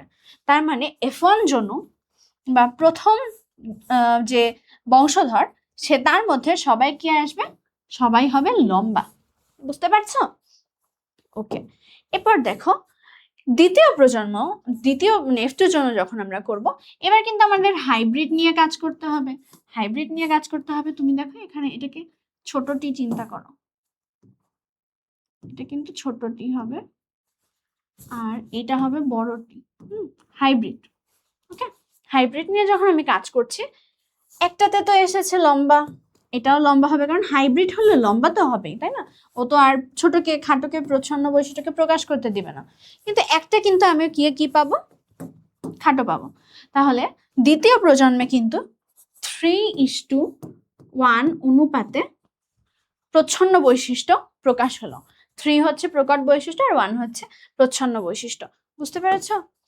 আচ্ছা, মানুষের লিঙ্গ নির্ধারণ। মানবদেহে ক্রোমোজোম সংখ্যা হচ্ছে 23 জোড়া। আই থিঙ্ক এই যে আমাদের ইসের কাজ, আমাদের জিন অংশ তো অলরেডি শেষ হয়ে গেছে। এবার হচ্ছে আমরা মানুষের লিঙ্গ নির্ধারণ এই পার্টটা দেখছি। মানবদেহে ক্রোমোজোম সংখ্যা 23 জোড়া। হ্যাঁ, অটোজোম এবং সেক্স ক্রোমোজোম মিলে 23 জোড়া বা 46। 22 জোড়া অটোজোম এবং 1 পেয়ার হচ্ছে সেক্স ক্রোমোজোম। তো এই 44টা অটোজোম আর তার সাথে সেক্স ক্রোমোজোম যদি XY হয় তখন হয় ছেলে, আর যদি 44 অটোজোমের সাথে XX হয় তখন হয় মেয়ে। আচ্ছা, এখন লিঙ্গ নির্ধারণের জন্য আমাদের মা আর বাবার মধ্যে যখন ক্রস করব, মা হচ্ছে XX এবং বাবা হচ্ছে XY। তো তাহলে আমি যখন ক্রস করছি, দেখো মেয়ে ছেলে, তার মানে 1:1 অনুপাতে, তাই না? 1:1 অনুপাতে ছেলে আর মেয়ে পাওয়া যাচ্ছে। এই ক্রসগুলো কিন্তু তোমাদের চেকার বোর্ডের মাধ্যমেও করতে পারো, আবার তোমরা এইভাবেও করতে পারো। তো যখন এরকম সহজ হয়, মানে দুইটা চারটা থাকে গ্যামেট, এগুলোকে গ্যামেট বলে না, এই গ্যামেট যখন চারটা থাকে তখন কিন্তু তোমাদের এই নর্মাল প্রসেসে করা ইজি। এরপর কিন্তু চেকার বোর্ড বা পানেট স্কয়ার যেটা, সেটা ছাড়া কিন্তু করতে পারবে না। ঠিক আছে, তো আপাতত এটা এখন করো, বর্ণান্ধতার সময় তো আমি দেখাবোই চেকার বোর্ড। তো এবার দেখো আমাদের নারীদের ডিপ্লয়েড কোষে দুইটি সেক্স ক্রোমোজোমে কি এক্স ক্রোমোজোম, কিন্তু পুরুষদের ক্ষেত্রে একটা এক্স এবং অপরটা ওয়াই, তো মিলে হয় হচ্ছে এক্স ওয়াই। এখন নারীরা যখন ডিম্বাণু তৈরি করবে, মানে নারীরা মিওসিস পদ্ধতিতে তোমরা দেখেছো হ্যাপ্লয়েড থেকে কিভাবে ডিপ্লয়েড থেকে কিভাবে হ্যাপ্লয়েড গ্যামেট তৈরি হয়, তখন দুইটা গ্যামেট বা দুইটা ডিম্বাণুই কি হবে বলো, এক্স এক্স হবে। তাহলে এখানে তো আর আমাদের কোনো মেয়েদের কোনো সুযোগ নাই যে এটাকে ওয়াই বানানো, কিন্তু প্রত্যেকটা ডিম্বাণু অন্য একটার সাথে মিলিত হয় তখন হচ্ছে এক্স ক্রোমোজোমই লাভ করবে। কিন্তু পুরুষের ক্ষেত্রে যখন শুক্রাণু সৃষ্টি হবে তখন আমরা দেখেছি অর্ধেক শুক্রাণু কি হবে, এক্স ক্রোমোজোম ধারণ করবে এবং অর্ধেক ওয়াই ক্রোমোজোম ধারণ করবে। এই যে এইটা খেয়াল করো, বাবার থেকে অর্ধেক এক্স অর্ধেক ওয়াই পাওয়া গিয়েছে, তাই না?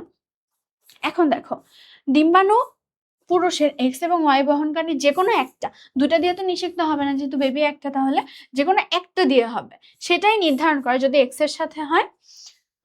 এই যে গর্ভধারণকালে কোন ধরনের শুক্রাণু হচ্ছে ডিম্বাণুর সাথে মিলিত হবে তার উপর নির্ভর করে ভবিষ্যৎ সন্তানের লিঙ্গ, ঠিক আছে? আচ্ছা, এখন চলো আমাদের এই যে লিঙ্গ নির্ধারণ এবং বংশগতি বস্তু পার্টটা পড়া হয়েছে, আমরা প্রিভিয়াস ইয়ারের কিছু এমসিকিউ সলভ করি আগে। চলো আমার সাথে সাথে অ্যান্সার করার চেষ্টা করো। এনডিসি 2021 সালে এসেছে, কিসের দ্বারা ডিএনএ হাইব্রিডাইজ করা হয়? ডিএনএ হাইব্রিডাইজ করা, বলো তো। ডিএনএ হাইব্রিডাইজ করা মানে কি, ডিএনএ কারো একটার সাথে হাইব্রিড তৈরি করবে। হ্যাঁ, এখন সেই প্রসেসটা কিভাবে হয় বলো তো। এই যে আমাদের সিঙ্গেল স্ট্র্যান্ডেড ডিএনএ, ওর ঠিক ওর মতোই, মানে ওর কমপ্লিমেন্ট কপি দিলাম, তখন ও ওর কাছে যাবে, গিয়ে কি করবে, এরা দুজন বন্ড করে ফেলবে। এই যে আমি যাকে বাইরে থেকে দিলাম না, একে কি বলে জানো, ডিএনএ প্রোব বলে। এইটার মাধ্যমেই আমি এই যে ডিএনএর সাথে এই হাইব্রিড তৈরি করলাম, দেখেছো? হ্যাঁ, হাইব্রিড যে তৈরি করেছে, তো তাহলে বলা হচ্ছে যে কাকে ইউজ করা হবে হাইব্রিডাইজ করতে, তো বলো কে হবে? বাইরে থেকে যেটা দিয়েছি তাকে কি বলবে, ডিএনএ প্রোব বলবে। বুঝতে পেরেছো? আচ্ছা, এইচআইভি তে কোনটি অনুপস্থিত? আচ্ছা, এইচআইভিও কি জানো, এইচআইভি একটা আরএনএ ভাইরাস।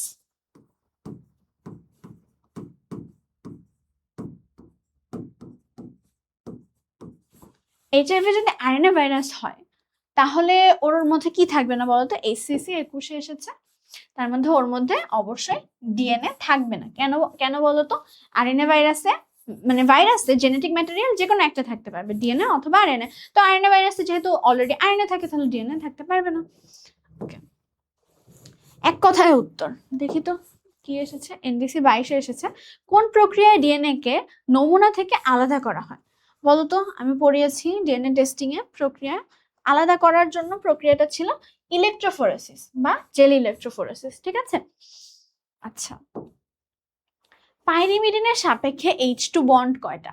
এইচসিসি 21। আচ্ছা, এখন বলো পাইরিমিডিন কারা? সাইটোসিন আর থাইমিন, তাই না?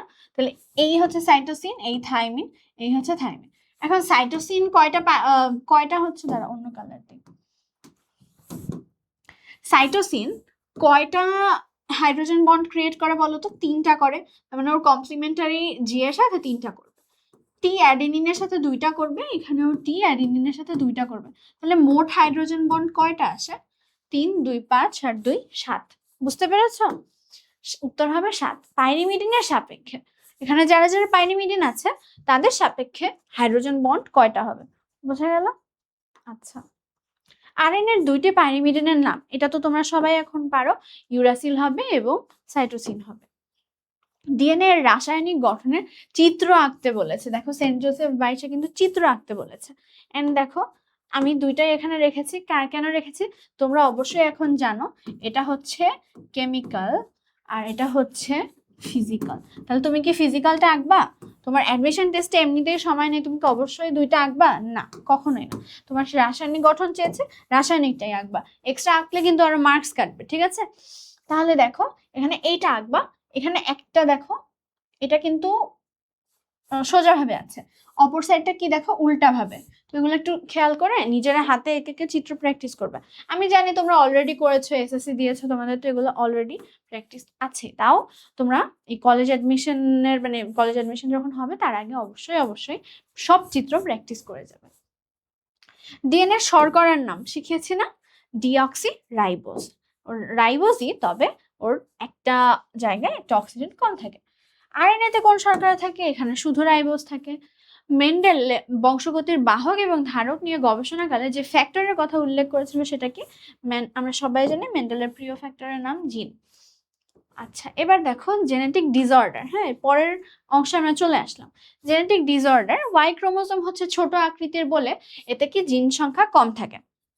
তো মেইনলি এখানে একটা খুবই ইম্পর্টেন্ট কোয়েশ্চেন হচ্ছে যে কেন ওয়াই ক্রোমোজোমের মাধ্যমে, মানে কেন ছেলেরা হচ্ছে সবসময় অসুস্থ হয়ে যায়, ক্যারিয়ার কেন হয় না? তো সেটার জন্যই এখন বলছে যে ওয়াই ক্রোমোজোম যেহেতু ছোট, তাহলে এখানে জিন সংখ্যা থাকবে কম। বেশিরভাগ সেক্স লিঙ্কড অসুখ তাহলে এক্স ক্রোমোজোমের জিন মিউটেশনের জন্যই হয়ে থাকে। এক্স আর ওয়াই ক্রোমোজোম রড আকৃতির। তো মেয়েরা সেক্স লিঙ্কড রোগে আক্রান্ত হয় না, বাহক বা ক্যারিয়ার হিসেবে কাজ করে। এটার কারণ হচ্ছে তোমার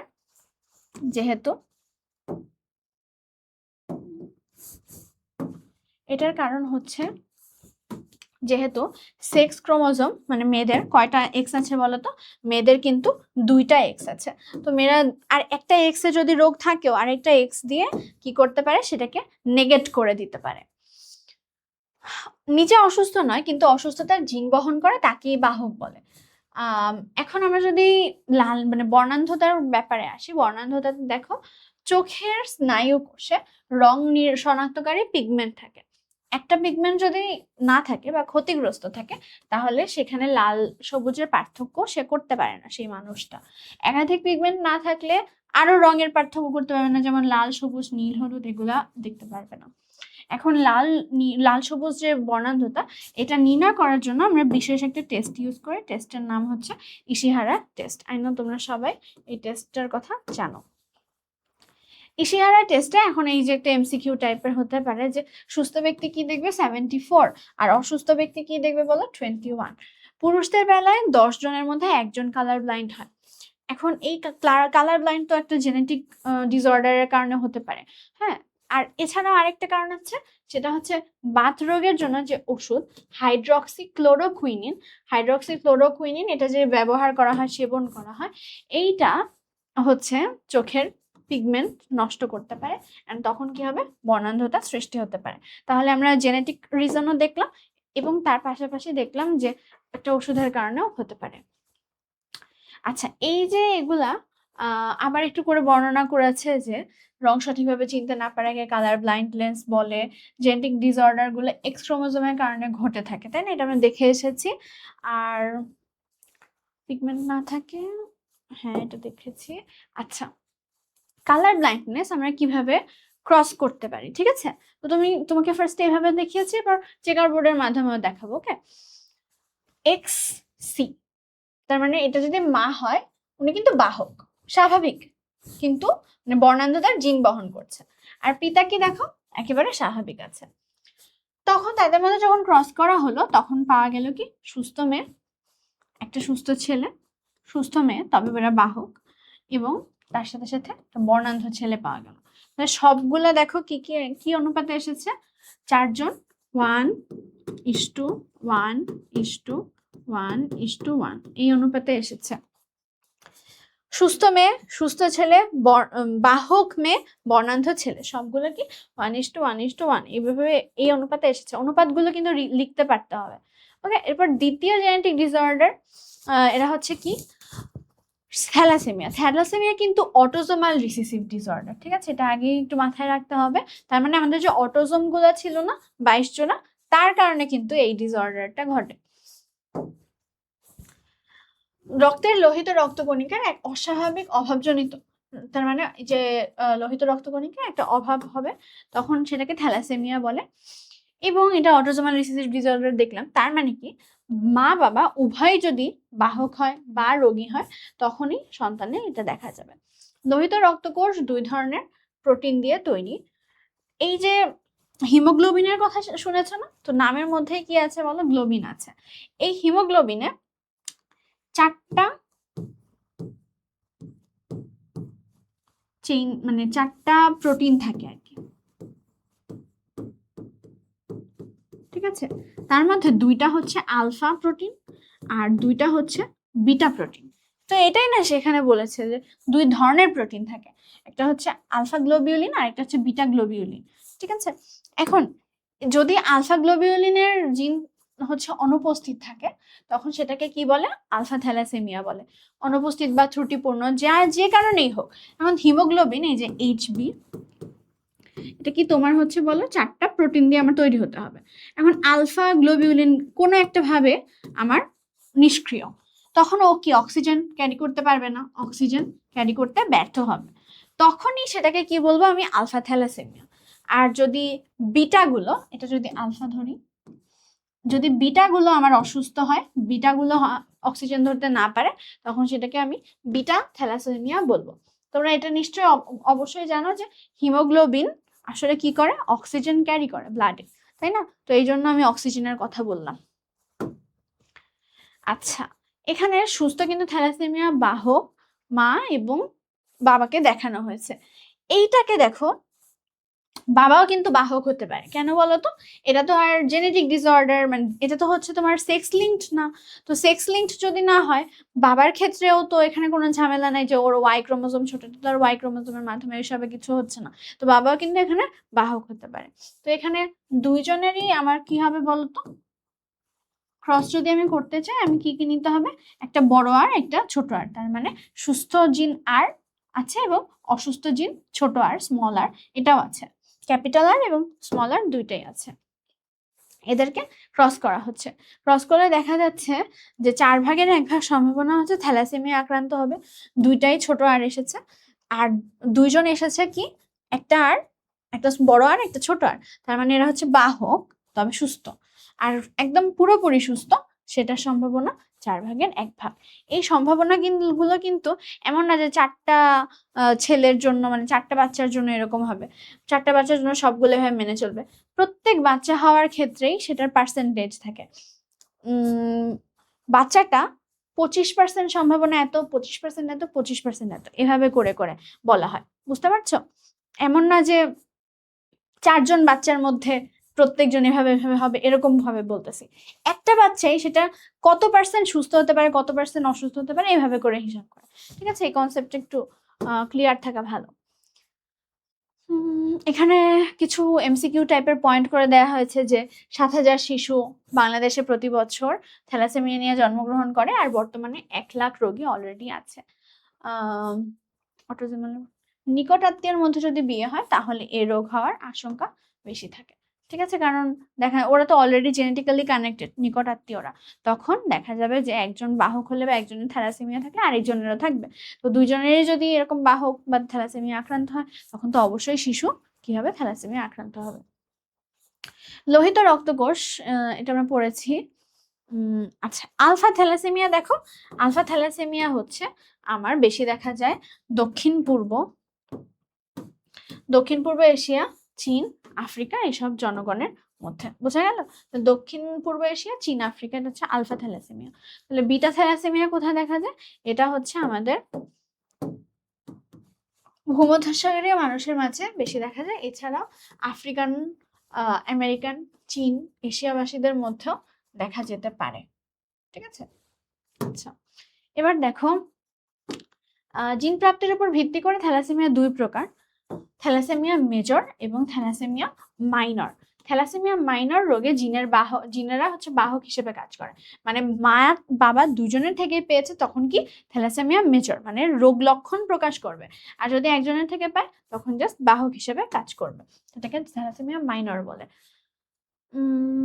হ্যাঁ, আমরা এটা দেখেছি, বাহক বাবা বাহক মায়ের মধ্যে থ্যালাসেমিয়া সন্তান জন্মের সম্ভাবনা 1/4 বা 25%। থ্যালাসেমিয়া রোগী 30 বছরের বেশি বাঁচার সম্ভাবনা কম। এরকম আরো কিছু কিছু কথা ছিল যে ওদের কি ধরনের খাবার খেতে হবে, লোহা আয়রন জাতীয় খাবার পরিহার করতে হবে, এগুলো একটু দেখে নাও অলরেডি। তারপর হচ্ছে বাহক মা এবং অসুস্থ বাবার অনুপাত, এটা চলো আমরা করে দেখি।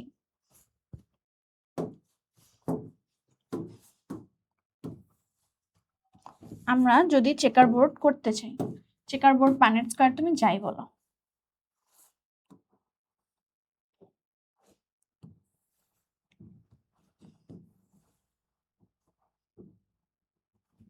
তো তোমরা তো এখন বড় হয়ে গিয়েছো, হ্যাঁ তোমাদেরকে আমি যেটা তোমরা ইন্টারে করবে সেভাবেই দেখাই। আচ্ছা, এই যে এখানে কি কালি দিয়ে লিখবো বলো? তার মানে এটা কি মা, মায়ের সাইন দিলাম, আর এটা মানে ফিমেল সাইন দিলাম, এটা হচ্ছে বাবা। তাহলে কি বলেছে? বাহক মা। বাহক যদি মা হয় তাহলে কি হবে? এটা আর আর একটা ক্যাপিটাল আর একটা স্মল। অসুস্থ বাবা, তো অসুস্থ বাবা, অসুস্থ যদি বাবা হতে হয় তাহলে অবশ্যই দুইটাই স্মল হতে হবে, কারণ আমরা দেখেছি থ্যালাসেমিয়ার ক্ষেত্রে স্মলই হতে হবে, না হলে অসুস্থ হবে না দুইটাই। তাহলে এখন আমি যদি এই ঘরে লিখি এই দুটাকে একসাথে, আবার এই দুইটা একসাথে আসতেছে, এখানে আসতেছে আর এখানে আসতেছে আর। এবার দেখো তো মিলে কিনা। অসুস্থ মেয়ে বাহক মেয়ে এভাবে করে দেখালো। আমাদের এখানে ছেলে মেয়ে যাই হোক, আমাদের বাচ্চাগুলোর মধ্যে দেখো দুইজন একেবারে থ্যালাসেমিয়া ক্যারিয়ার, দুইজন হচ্ছে বাহক হবে আর দুইজন অসুস্থ হবে। এই ব্যাপার, এইটা কিন্তু আসলে তোমার থ্যালাসেমিয়ার ক্ষেত্রে প্রযোজ্য হয় না। এখানে যেটা লিখেছে সেটা বর্ণান্ধতার ক্ষেত্রে হবে, বাট এইটাতে দেখো আমরা জাস্ট সন্তান বলতে পারি। তাহলে সুস্থ সন্তান, থ্যালাসেমিয়ার ক্ষেত্রে আমি যেটা করেছি সেটাই ঠিক আছে। সুস্থ সন্তান এবং বাহক সন্তান, এটা তো 6 ক্রোমোজোমের রিলেটেড না, এই জন্য আমরা ছেলে মেয়ে বলতে পারি না, ঠিক আছে? শিশু শিশু বলতে পারি বা সন্তান বলতে পারি, ঠিক আছে? সেটার অনুপাত কত হবে দেখো, দুইজন বাহক দুইজন সুস্থ, তার মানে 2:2, কাটাকাটি করলে 1:1। বুঝতে পেরেছ? এই উপরের এইটা ভুলে যাও, ভুলে গেছ, একেবারে ভুলে যাও।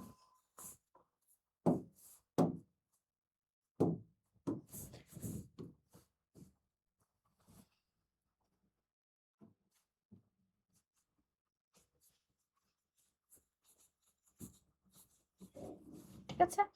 আচ্ছা, তার মানে আমরা ক্রস করলাম এবং আমরা কি করলাম বলো তো? আমরা করলাম হচ্ছে থ্যালাসেমিয়ার বাহক মা এবং অসুস্থ বাবার, ঠিক আছে? আচ্ছা, গেল। এবার দেখো আমাদের এমসিকিউ এইচসিসি প্রিভিয়াস ইয়ারের কোয়েশ্চেন এইচসিসি 21-এ এসেছে। কি এসেছে দেখো তো? বর্ণান্ধ বাবা এবং স্বাভাবিক মায়ের সন্তানদের বর্ণান্ধ হবার সম্ভাবনা জিজ্ঞেস করেছে। তো এটা তো আমাদের অবশ্যই কি করতে হবে? ক্রস করে দেখতে হবে। আমরা আবার ওই যে চিহ্নটা দিয়ে দিব। মা কি স্বাভাবিক বর্ণান্ধ হবার সম্ভাবনা, বর্ণান্ধ বাবা এবং স্বাভাবিক মায়ের, যেহেতু শুধুমাত্র স্বাভাবিক বলেছে তাহলে আমরা বাহক টাহক কিছুই না ধরি, মাকে পুরোপুরি সুস্থ ধরি। যদি অ্যান্সারে না মিলে তখন আবার চিন্তা করা যাবে। আচ্ছা, বাহক যেহেতু মানে কালার ব্লাইন্ড এক্সি, এভাবে এর জন্য লিখলাম, আর বাবা যেহেতু পুরোপুরি বর্ণান্ধ এর জন্য এভাবে লিখলাম। তোমার দেখা যাচ্ছে দুইটা মেয়ে কি এসেছে বলতো? স্বাভাবিক তবে বাহক।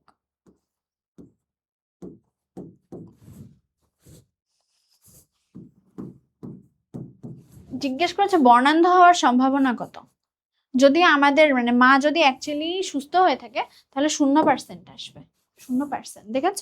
দেখো কেউই কিন্তু বর্ণান্ধ মানে হবে না। ছেলে দুইটা দেখো একেবারে পুরোপুরি সুস্থ আর মেয়ে দুইটা বাহক, তাহলে অ্যান্সার কি হবে? 0%। বুঝতে পেরেছ? এখানে আমি লিখতে পারি সুস্থ ছেলে ইষ্টু বাহক মেয়ে, তার মানে কেউ অসুস্থ নাই।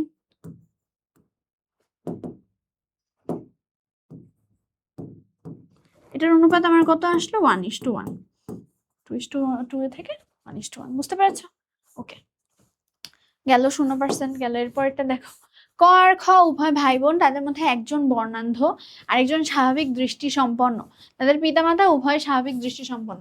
যেহেতু একজন বর্ণান্ধ এসেছে তার মানে বোঝাই যাচ্ছে মা কি ছিল? ক্যারিয়ার ছিল, এগুলো তোমরা বুঝতে পারো, তাই না? বাবা তো আর স্বাভাবিক হলে ক্যারিয়ার হওয়ার কোনো সম্ভাবনা নেই, মাই শুধু ক্যারিয়ার হতে পারে, মা ক্যারিয়ার ছিল। দুই ভাই বোনের মধ্যে যে বর্ণান্ধ তার ক্রোমোজোম কেমন হবে?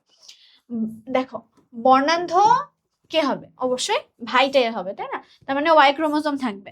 এখন ওয়াই ক্রোমোজোম আছে দেখো এই জায়গায় আর এই জায়গায় আছে, তার মধ্যে একটাতে কালার ব্লাইন্ডের জিন আছে, এটাই নাই। তার মানে শুধুমাত্র বি নাম্বারটাই অ্যান্সার হওয়ার যোগ্য। আচ্ছা গেল, এটা আমরা কিন্তু চেকার বোর্ড ছাড়াই করে ফেলতে পারলাম। বাবা মা স্বাভাবিক দৃষ্টি সম্পন্ন, তাদের সন্তান রিমি সুমনের মধ্যে একজন স্বাভাবিক অপরজনের।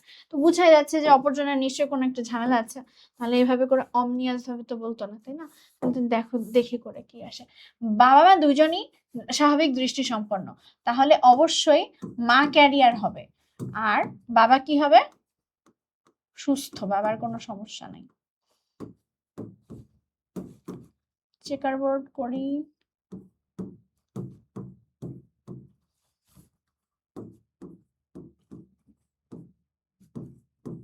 এটা কিন্তু আগের পেজে যেটা ছিল তারও ক্রস হয়ে গেল। হ্যাঁ, তাহলে দেখো এখন কি বলেছে। এই যে মেয়ে দুজন, একজন বাহক একজন পুরোপুরি সুস্থ, ছেলে একজন অসুস্থ ছেলে একজন সুস্থ। তো রিমি আর সুমনের মধ্যে একজন স্বাভাবিক, অপরজনের এইগুলোর সাথে মিলিয়ে দেখো কোনটা হতে পারে, কোনটা আছে বলো তো? অপরজনের যদি মানে ওরা এমন ভাবে ইন্ডিকেট করছে অপরজন এটাও হতে পারে, মানে এটা হওয়ারই সম্ভাবনা বেশি, কারণ দেখো এটা বর্ণান্ধ আর এটা কি বলতো? স্বাভাবিক। তো একজন স্বাভাবিক আরেকজনও স্বাভাবিক এমন তো বলার কথা না, অপরজনের নিশ্চয়ই অস্বাভাবিক হওয়ার কথা, তাহলে অ্যান্সার হওয়ার কথা সি। দেখেছো, একটু কিন্তু লজিকও খাটাতে হবে, কারণ এক্স ওয়াইও কিন্তু আমি পেয়েছি, কিন্তু কোশ্চেনের ভাষাটা একটু খেয়াল করো, এটা কিন্তু উত্তর এক্স মানে সি হওয়ার কথা। ঠিক আছে, বুঝতে পেরেছো? বেগুনি সাদা গাছ প্রকট হলে সাদা জন্মানোর সম্ভাবনা কত?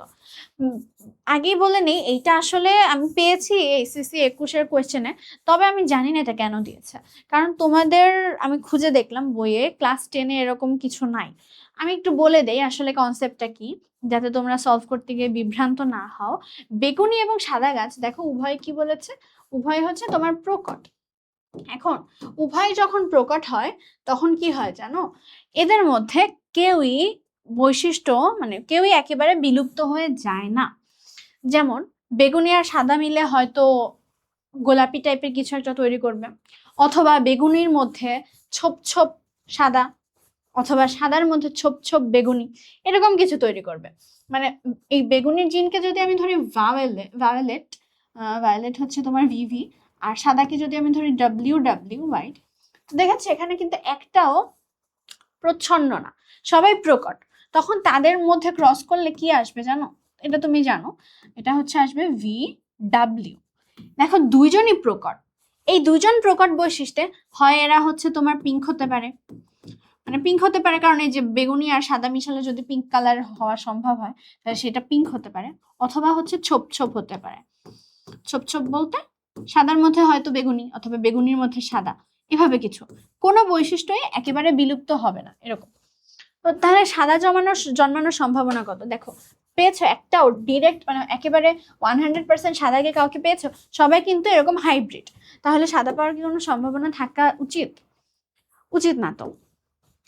এখানে সাদা পাওয়ার জন্য যদি করা হয় সেকেন্ড প্রজন্মে, আই থিঙ্ক ওরা সেকেন্ড প্রজন্মে বুঝিয়েছে, তো সেকেন্ড প্রজন্মে কিন্তু হচ্ছে তোমার আবার এরকম ভি ডাব্লিউ। তুমি মেন্ডেলের কথা মনে করো, মেন্ডেলেরটাতে কি এসেছিল বলতো? মেন্ডেলেরটাতে যেরকম এসেছিল আলাদা আলাদা হয়ে গিয়েছিল, এটা শুধু ভায়োলেট, এই দুটা হচ্ছে যে সাদার মাথায় ছোপ ছোপ এরকম, আর এটা হচ্ছে শুধুমাত্র কে? সাদা। তো এরা সব সময় যখন নিজেকে চেকার বোর্ড লাইক ওরা হচ্ছে মানে বংশধর চায়, তখন ওরা জেনারেলি দ্বিতীয় প্রজন্মের চায়। এরা হচ্ছে F1 জন, F1 জনতে এমনই হবে। আর দেখো F2 জনতে এরকম। তো F2 জনতে আবার গিয়ে দেখো ভায়োলেটও ফিরে এসেছে এবং হোয়াইটও ফিরে এসেছে, তখন এই জন্য আর কি লিখেছে 25% হবে। এটা তুমি পুরোপুরি জানতে পারবে যখন ইন্টারের এই যে ক্রস রিলেটেড চ্যাপ্টারটা করবে, তবে এই তোমার বই আসলে এটা নাই, সো বেস্ট ওয়ে হচ্ছে এটা স্কিপ করা। মানে এমন না যে তোমার সব কোয়েশ্চেন পারতে হবে, যেগুলা আসবে বাইরে থেকে। যেমন আমার টাইমে ফিজিক্সে একটা কোয়েশ্চেন এসেছিল সান্দ্রতার মাত্রা, তো সান্দ্রতার মাত্রা তো হচ্ছে তোমার এই ইন্টারের পড়া, তো ওটা তো আমি পারতাম না, তো তুমি স্কিপ করেছি, এমন কোনো ঝামেলা হয় না স্কিপ করলে, কয়েকটা জিনিস যেগুলো পারবে না, মাইনাস মার্কিং খাওয়ার থেকে ওগুলো স্কিপ করাই ভালো। স্কিপ করাও একটা ভালো মানে তোমার বিচক্ষণতার লক্ষণ।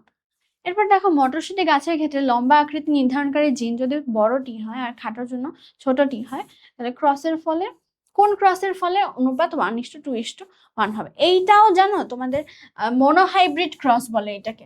এটা এসএসসি 20-এ দিয়েছে, বই নামটা আমি তোমার বইয়ে পাইনি। মনোহাইব্রিড ক্রস বলে। মেন্ডেল যেটা আর কি করেছিল একটা বৈশিষ্ট্যের জন্য, শুধুমাত্র লম্বা নাকি খাটো, এটাকে বলে মনোহাইব্রিড ক্রস। দুইটা বৈশিষ্ট্য, যেমন ধরো একটা ইঁদুরের লোম হলুদও হবে এবং ছোটও হবে, দুইটা বৈশিষ্ট্য না? এই বৈশিষ্ট্যগুলো, দুইটা বৈশিষ্ট্য যখন ক্রস করা হয় তখন হচ্ছে ডাইহাইব্রিড বা ডিহাইব্রিড এরকম ক্রস বলে, ডাইহাইব্রিড ক্রস। আর এটা হচ্ছে মনোহাইব্রিড ক্রস। তো এই নামটাও নাই, তবে প্রশ্নে তো এসেছে। মেয়েদের এক্স লিঙ্কড ডিসঅর্ডার হয় না কেন? এই দেখো তোমাদের কমন প্রশ্ন, সেন্ট জোসেফের কোয়েশ্চেন আমি দেখেছি, রিলেটিভলি ইজি হয়। সেন্ট জোসেফে এসেছে এক্স লিঙ্কড ডিসঅর্ডার হয় না কেন। দেখো, তোমরা এটা জানো না?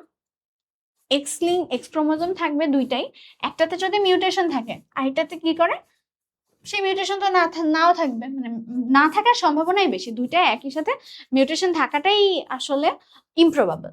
যদি থাকে তখন তো অবশ্যই এরা ডিসঅর্ডার হবে। তবে যদি একজনের একটাতে থাকে আর একটাতে না থাকে, তখন একটা আরেকটাকে কি করে দেয়, নেগেট করে দেয়। নেগেট করে দিলে আর সেক্স লিঙ্কড ডিসঅর্ডার হয় না, এটা বাহক হিসেবে কাজ করে। ওকে, এবার চলে আসলাম আমরা বিবর্তন, লাস্টের টপিক যেটা। এটা একটু এলোমেলো লাগে, তোমাদের পড়তে একটু বোরিং লাগে, তাই না? যেহেতু থিওরি পার্ট পুরোটাই। তাহলে দেখো, আমরা আগে এমসিকিউ টাইপের একটু দেখি। জৈব বিবর্তন কি? 5ম শতাব্দীতে বিজ্ঞানী জেনোফেন, ওনার নামটা ইম্পর্টেন্ট, বিজ্ঞানী জেনোফেন হচ্ছে প্রথম ফসিল হচ্ছে উনি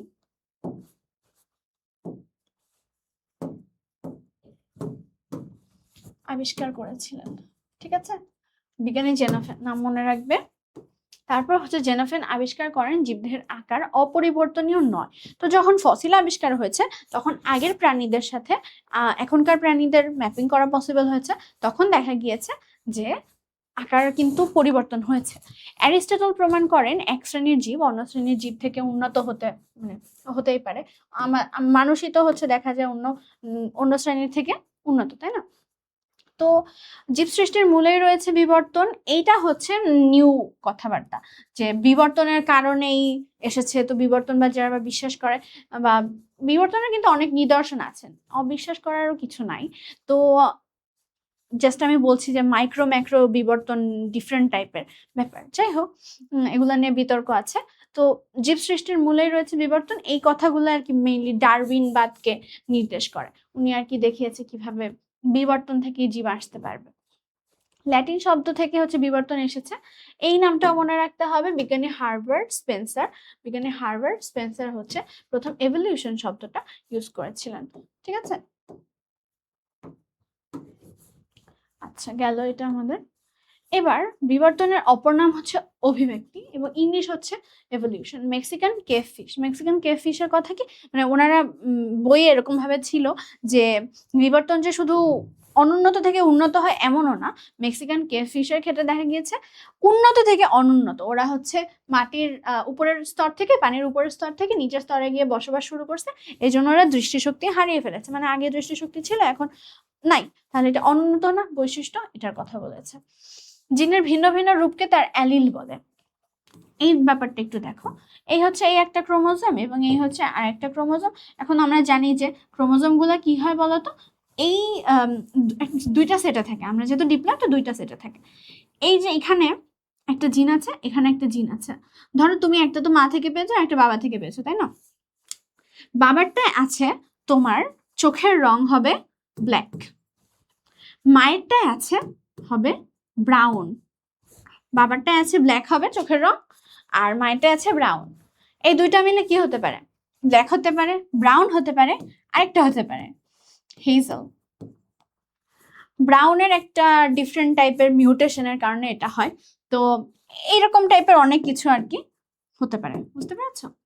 আচ্ছা, যাই হোক, এখন আমি যেটা বলছিলাম, এখানেও এখানে যা বৈশিষ্ট্য আছে, ধরো চোখের রঙের বৈশিষ্ট্য আছে, তোমার আরেক সেট ক্রোমোজোমে ঠিক এখানে চোখের রঙের বৈশিষ্ট্য আছে। তো সেই চোখের রঙের বৈশিষ্ট্যগুলা একই জায়গায় আছে, এটাকে এটার কি বলে, অ্যালিল বলে। বুঝতে পারছো? আচ্ছা, কার্টিস বার্নস বিবর্তনের আধুনিক সংজ্ঞা দিয়েছে।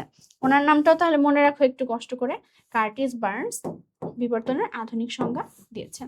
সংজ্ঞাটি হলো কি, বিবর্তন হলো প্রজন্ম থেকে প্রজন্মে নির্দিষ্ট এলাকায় এক বা কাছাকাছি প্রজাতির অ্যালিল ফ্রিকোয়েন্সির পরিবর্তন। ওই যে একটা বাঘের উদাহরণ দিয়ে বলেছে না, যে এক এক এলাকায় বাঘ নিয়ে মানে বাঘের অ্যালিল গুলো চেক করা হলো, কিছু বছর পরে আবার সেগুলো চেক করা হলো, তাদের মধ্যে যে পার্থক্য পাওয়া যাবে সেটাই কি হবে, অ্যালিল ফ্রিকোয়েন্সির পরিবর্তন।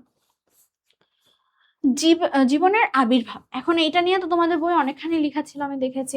তো কিভাবে হয়েছে ঠিক এন্টায়ার প্রসেসটা নিয়ে এখন অনেক ধরনের বিতর্ক আছে, তবে সবাই মেনে নিয়েছে কি এটা সমুদ্রে শুরু হয়েছে জীবনের আবির্ভাব।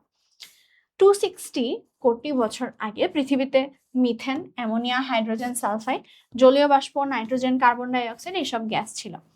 তাপমাত্রা বৃদ্ধি, বজ্রপাত, অতিবেগুনি রশ্মির প্রভাবে অ্যামাইনো অ্যাসিড এবং নিউক্লিক অ্যাসিড উৎপন্ন করে। তো এই প্রভাবকগুলো একটু মনে রাখবে, তাপমাত্রা, বজ্রপাত, অতিবেগুনি রশ্মি। অ্যামাইনো অ্যাসিড, নিউক্লিক অ্যাসিড দুই ধরনের। এই অ্যামাইনো অ্যাসিড থেকেও উৎপন্ন হবে তোমার প্রোটিন। দেখি আমি বলেছি না, অ্যামাইনো অ্যাসিডের পলিমারই হচ্ছে প্রোটিন, আর নিউক্লিক অ্যাসিড থেকে উৎপন্ন হবে তোমার ডিএনএ, আরএনএ। দুইটাই কি বলো, জীবনের ভৌত ভিত্তি, রাসায়নিক ভিত্তি, বৈশিষ্ট্য প্রকাশের একক, এরকম টাইপের, তাই না? তো সেইগুলা এই ল্যাবরেটরিতে এই পরীক্ষাটা করেছে, মিলি ইউরি পরীক্ষা আর কি, আমাদের এগুলা ডিটেইলসে পড়া লাগে। তো সেগুলা করেছে। এই যে তাহলে দেখা যাচ্ছে যে এই প্রিভিয়াসলি আর্থের পৃথিবীর অবস্থা এমন ছিল, তাপমাত্রা বেশি, বজ্রপাত, অতিবেগুনি রশ্মি, এগুলার কারণে স্পন্টেনিয়াসলি যে যে উপাদান পৃথিবীতে অলরেডি ছিল, সমুদ্রে অলরেডি ছিল, সেগুলো থেকে অ্যামাইনো অ্যাসিড, নিউক্লিক অ্যাসিড তৈরি করা পসিবল। যদি পসিবল হয় তাহলে তারা মিলে মিলে পলিমার গঠন করে প্রোটিন, ডিএনএ এগুলো তৈরি করাও পসিবল। তারপর সেগুলোকে কোনোভাবে একসাথে ইন্টারাকশন করে প্যাকেটজাত হয়ে, মানে প্যাকেট বলছি আর কি, একসাথে হয়ে জীবনের বৈশিষ্ট্য প্রকাশ করা শুরু করাও পসিবল। এভাবে পসিবিলিটির ওপর বেস করে করে বিবর্তন বা জীবনের আবির্ভাবের একটা থিওরি দাঁড় করানো হয়। অবশ্যই আমরা সেটাকে কি পুরোপুরিভাবে জাস্টিফাই করতে পারবো না, অনেকগুলো ছোট ছোট প্রমাণের মাধ্যমে আমাদের মেনে নিতে হবে, অথবা জাস্ট থিওরি হিসাবেই পড়তে হবে। বুঝতে পারছো? অ্যামাইনো অ্যাসিড এবং নিউক্লিক অ্যাসিড এরা যখন একসাথে এসে মিলে কি তৈরি করেছে, নিউক্লিয় প্রোটিন। নিউক্লিয় প্রোটিন ওরা রেপ্লিকেট করতে পারে, একটা নিউক্লিয় প্রোটিন থেকে আরেকটা নিউক্লিয় প্রোটিন তৈরি হতে পারে। তো দেখেছো জীবনের বৈশিষ্ট্য না এটা, নিজে নিজে রেপ্লিকেট হওয়া।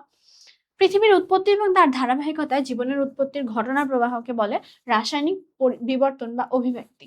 ঠিক আছে, রাসায়নিক অভিব্যক্তি বা রাসায়নিক বিবর্তন বলা হয়। তো এই সংজ্ঞাটাও মনে রাখতে পারো। ভাইরাস হচ্ছে আমাদের জীব এবং জড়ের মধ্যবর্তী অবস্থা। প্রথমে আর কি ভাইরাসের সৃষ্টি হয়েছিল, প্রোটোভাইরাস, তারপর হচ্ছে ভাইরাস।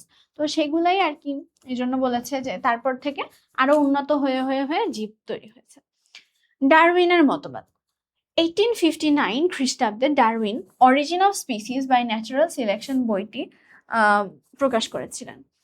ডারউইনের সমসাময়িক বিজ্ঞানী আলফ্রেড রাসেল ওয়ালেস উনিও এরা সেপারেটলি কাজ করেছে এবং সেপারেটলি কাইন্ড অফ একই কনক্লুশনে পৌঁছেছে যে বিবর্তন কিভাবে হতে পারে বা বিবর্তন সম্পর্কে তাদের ধারণাগুলো সেম ছিল, যদিও এরা একসাথে কাজ করেনি তবে সেম ছিল।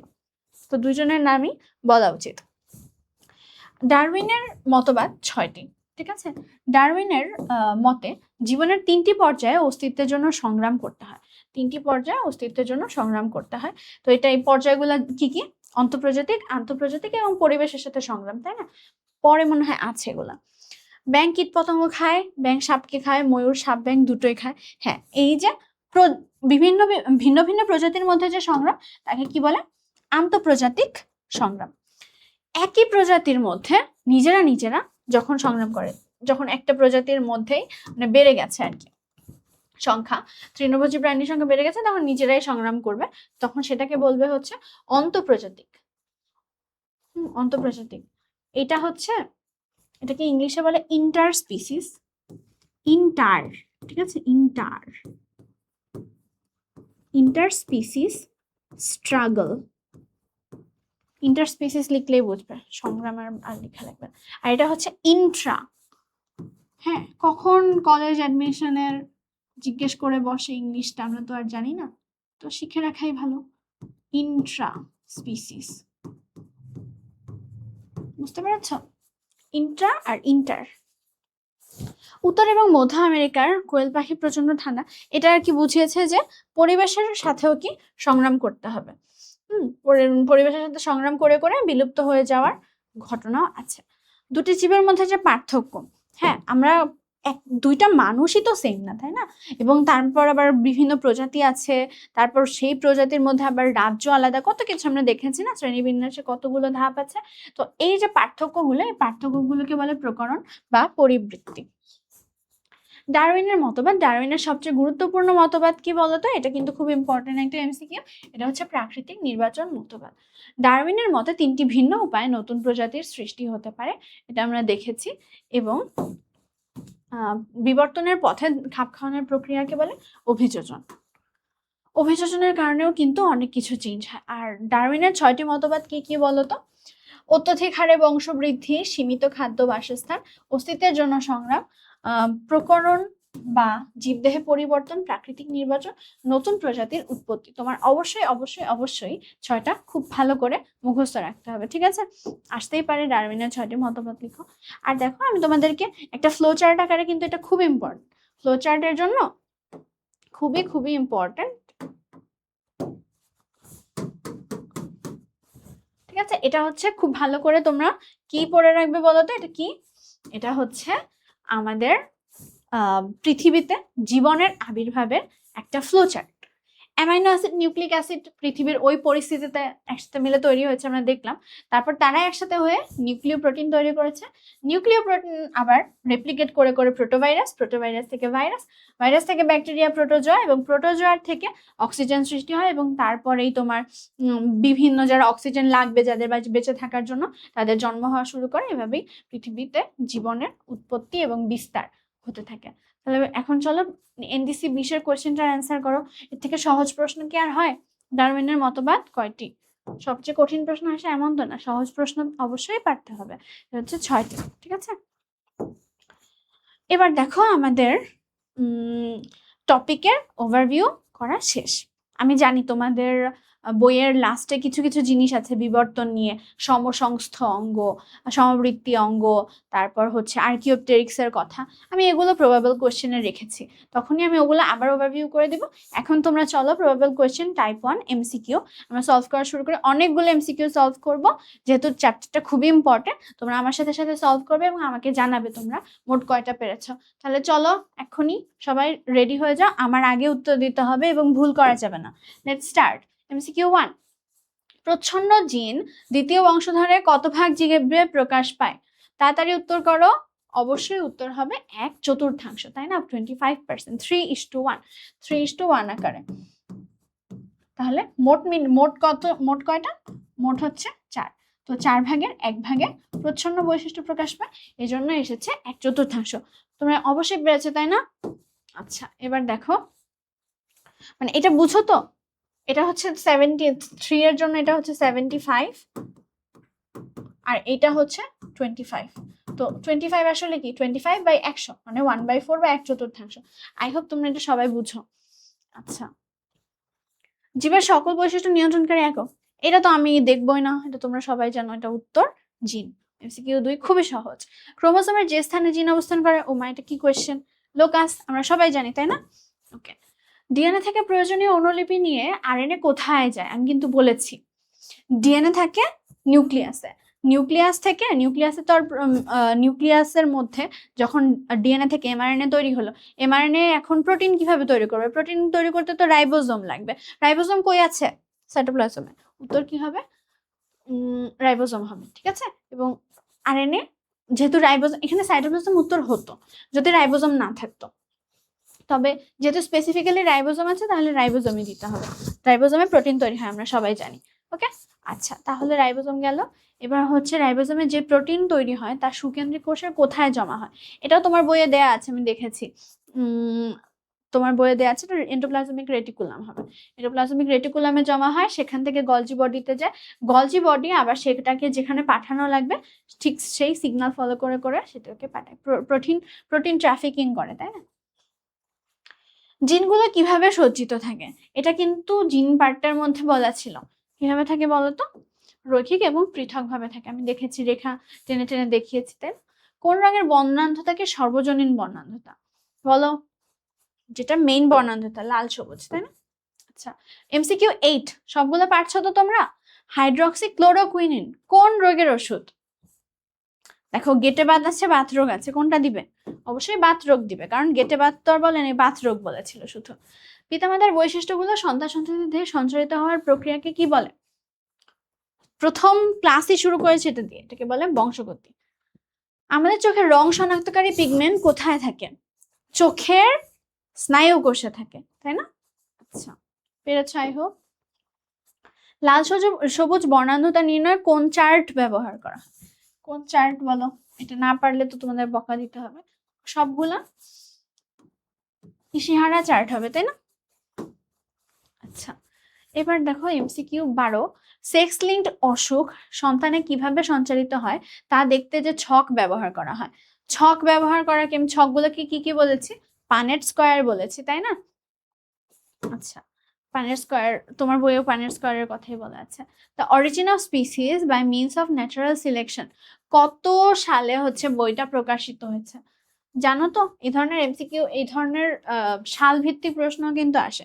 এটা 1859 হবে। পরেরটা, ডারউইন কি ধরনের বিজ্ঞানী ছিল? উনি ছিল প্রকৃতি বিজ্ঞানী। ডারউইনের আগে প্রকৃত বিজ্ঞানী বলে দেয়া ছিল, কিন্তু পারছো তো তোমরা? MCQ 15, সমসাময়িক বিজ্ঞানী অফ ডারউইন কে? আলফ্রেড ওয়ালেস রাসেল, তাই না? ডারউইনের অনুরূপ তত্ত্ব প্রদান করেন কোন বিজ্ঞানী? একই, হ্যাঁ, এটা আগের কোয়েশ্চেনটার মতো, এটা হচ্ছে ওয়ালেস হবে, তাই না? তার মানে ডারউইন এবং রাসেল ওয়ালেস, যাই হোক, ওনাদের তত্ত্ব সেম ছিল। মহিলাদের জন্য কোনটা সত্যি? 44 আর সাথে XX, তাই না? লোহিত রক্তকোষ কয় ধরনের protein? Alpha globulin, beta globulin, 2 ধরনের প্রোটিন।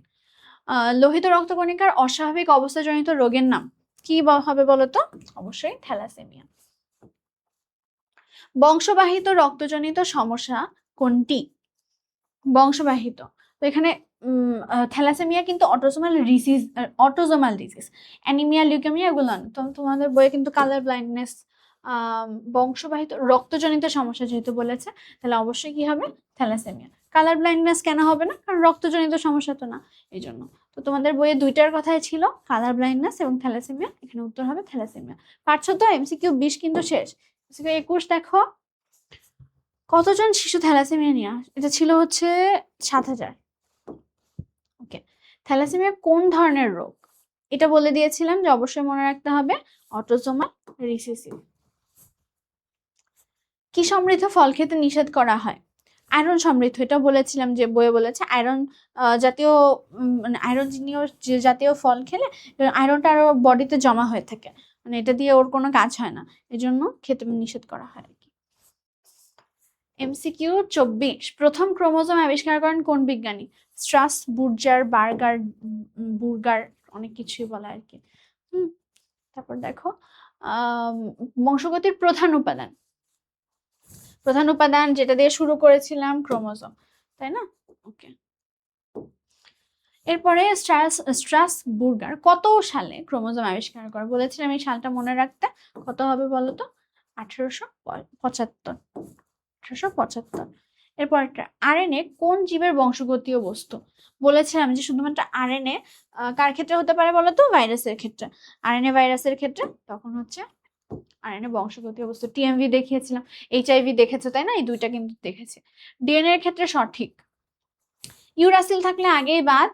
এটা দেখো, জি এর সাথে টি কোনোদিন হয়, জি এর সাথে সি হয়, লাস্টের তিনটা তো বাদ, শুধুমাত্র প্রথমটাই হতে পারে। DNA এর ক্ষেত্রে কোনটি সঠিক নয়? শুধু ইউরাসিল থাকে, এটা তো সত্যি না, ইউরাসিল RNA তে থাকে। ক্রোমোজোমের প্রধান উপাদান কোনটি? ক্রোমোজোমের প্রধান উপাদান ডিএনএ, সেন্ট্রোমিয়ার, ক্রোমাটিড এগুলা তো ঠিক আছে। এখন রাইবোজ সুগার তো ডিএনএ এর মধ্যে, একটু কনফিউশন ক্রিয়েট করেছে। এই এমসিকিউটাতে ভুল আছে। ক্রোমোজোমের প্রধান উপাদান কোনটি না, এটা কি কি ধরনের প্রশ্ন? এখানে তো সবগুলাই ক্রোমোজোমের মধ্যে থাকে। ডিএনএ তো অবশ্যই ক্রোমোজোমের মধ্যে থাকে। এটাকে হচ্ছে তোমরা ক্রস দিয়ে রাখো, তার মানে একটা এমসিকিউ বাদ গেল, 30 নাম্বার। নিউক্লিওটাইড গঠিত হয় 5 কার্বনযুক্ত শর্করা, নাইট্রোজেন ক্ষার, জৈব ফসফেট। হ্যাঁ, সবগুলাই, তাই না? হ্যাঁ। ওয়াটসন কত সালে দ্বিসূত্রী কাঠামো উনি বর্ণনা করেছিল? 1953। পূর্ণ ঘূর্ণনে কতটি নিউক্লিওটাইড থাকে? দেখেছি 10টা থাকে, 10টা জোড়া থাকে, তার মানে মোট থাকে হচ্ছে 20টা। ঠিক আছে? কিন্তু এটা কিন্তু খুব ইম্পর্টেন্ট একটা এমসিকিউ, এটা খুবই সহজ, আমি জানি তোমরা পারো, তবে অবশ্যই অবশ্যই মনে রাখতে হবে। আদিকোষের ডিএনএ গোলাকার, আমরা এটা দেখেছিলাম। বংশগতের রাসায়নিক ভিত্তি কি হবে? ডিএনএ। বংশগতের রাসায়নিক ভিত্তি ডিএনএ হবে। কোন বিজ্ঞানীর মতে পৃথিবীর দুটি জীব কখনো অবিকল একই হতে পারে না, যত কমই হোক এদের মধ্যে কিছু না কিছু পার্থক্য থাকে? এটা কিন্তু বলেছিলেন চার্লস ডারউইন। ডারউইনের তত্ত্বের কোন প্রতিপাদ্যটি, হ্যাঁ, প্রাকৃতিক নির্বাচনটা সবচেয়ে বেশি গুরুত্বপূর্ণ ছিল, তাই না? কতটি উপায়ে নতুন প্রজাতি? 3টা। অন্তঃপ্রজাতিক স্ট্রাগল, তারপর আন্তঃপ্রজাতিক, আর হচ্ছে পরিবেশের সাথে সংগ্রাম।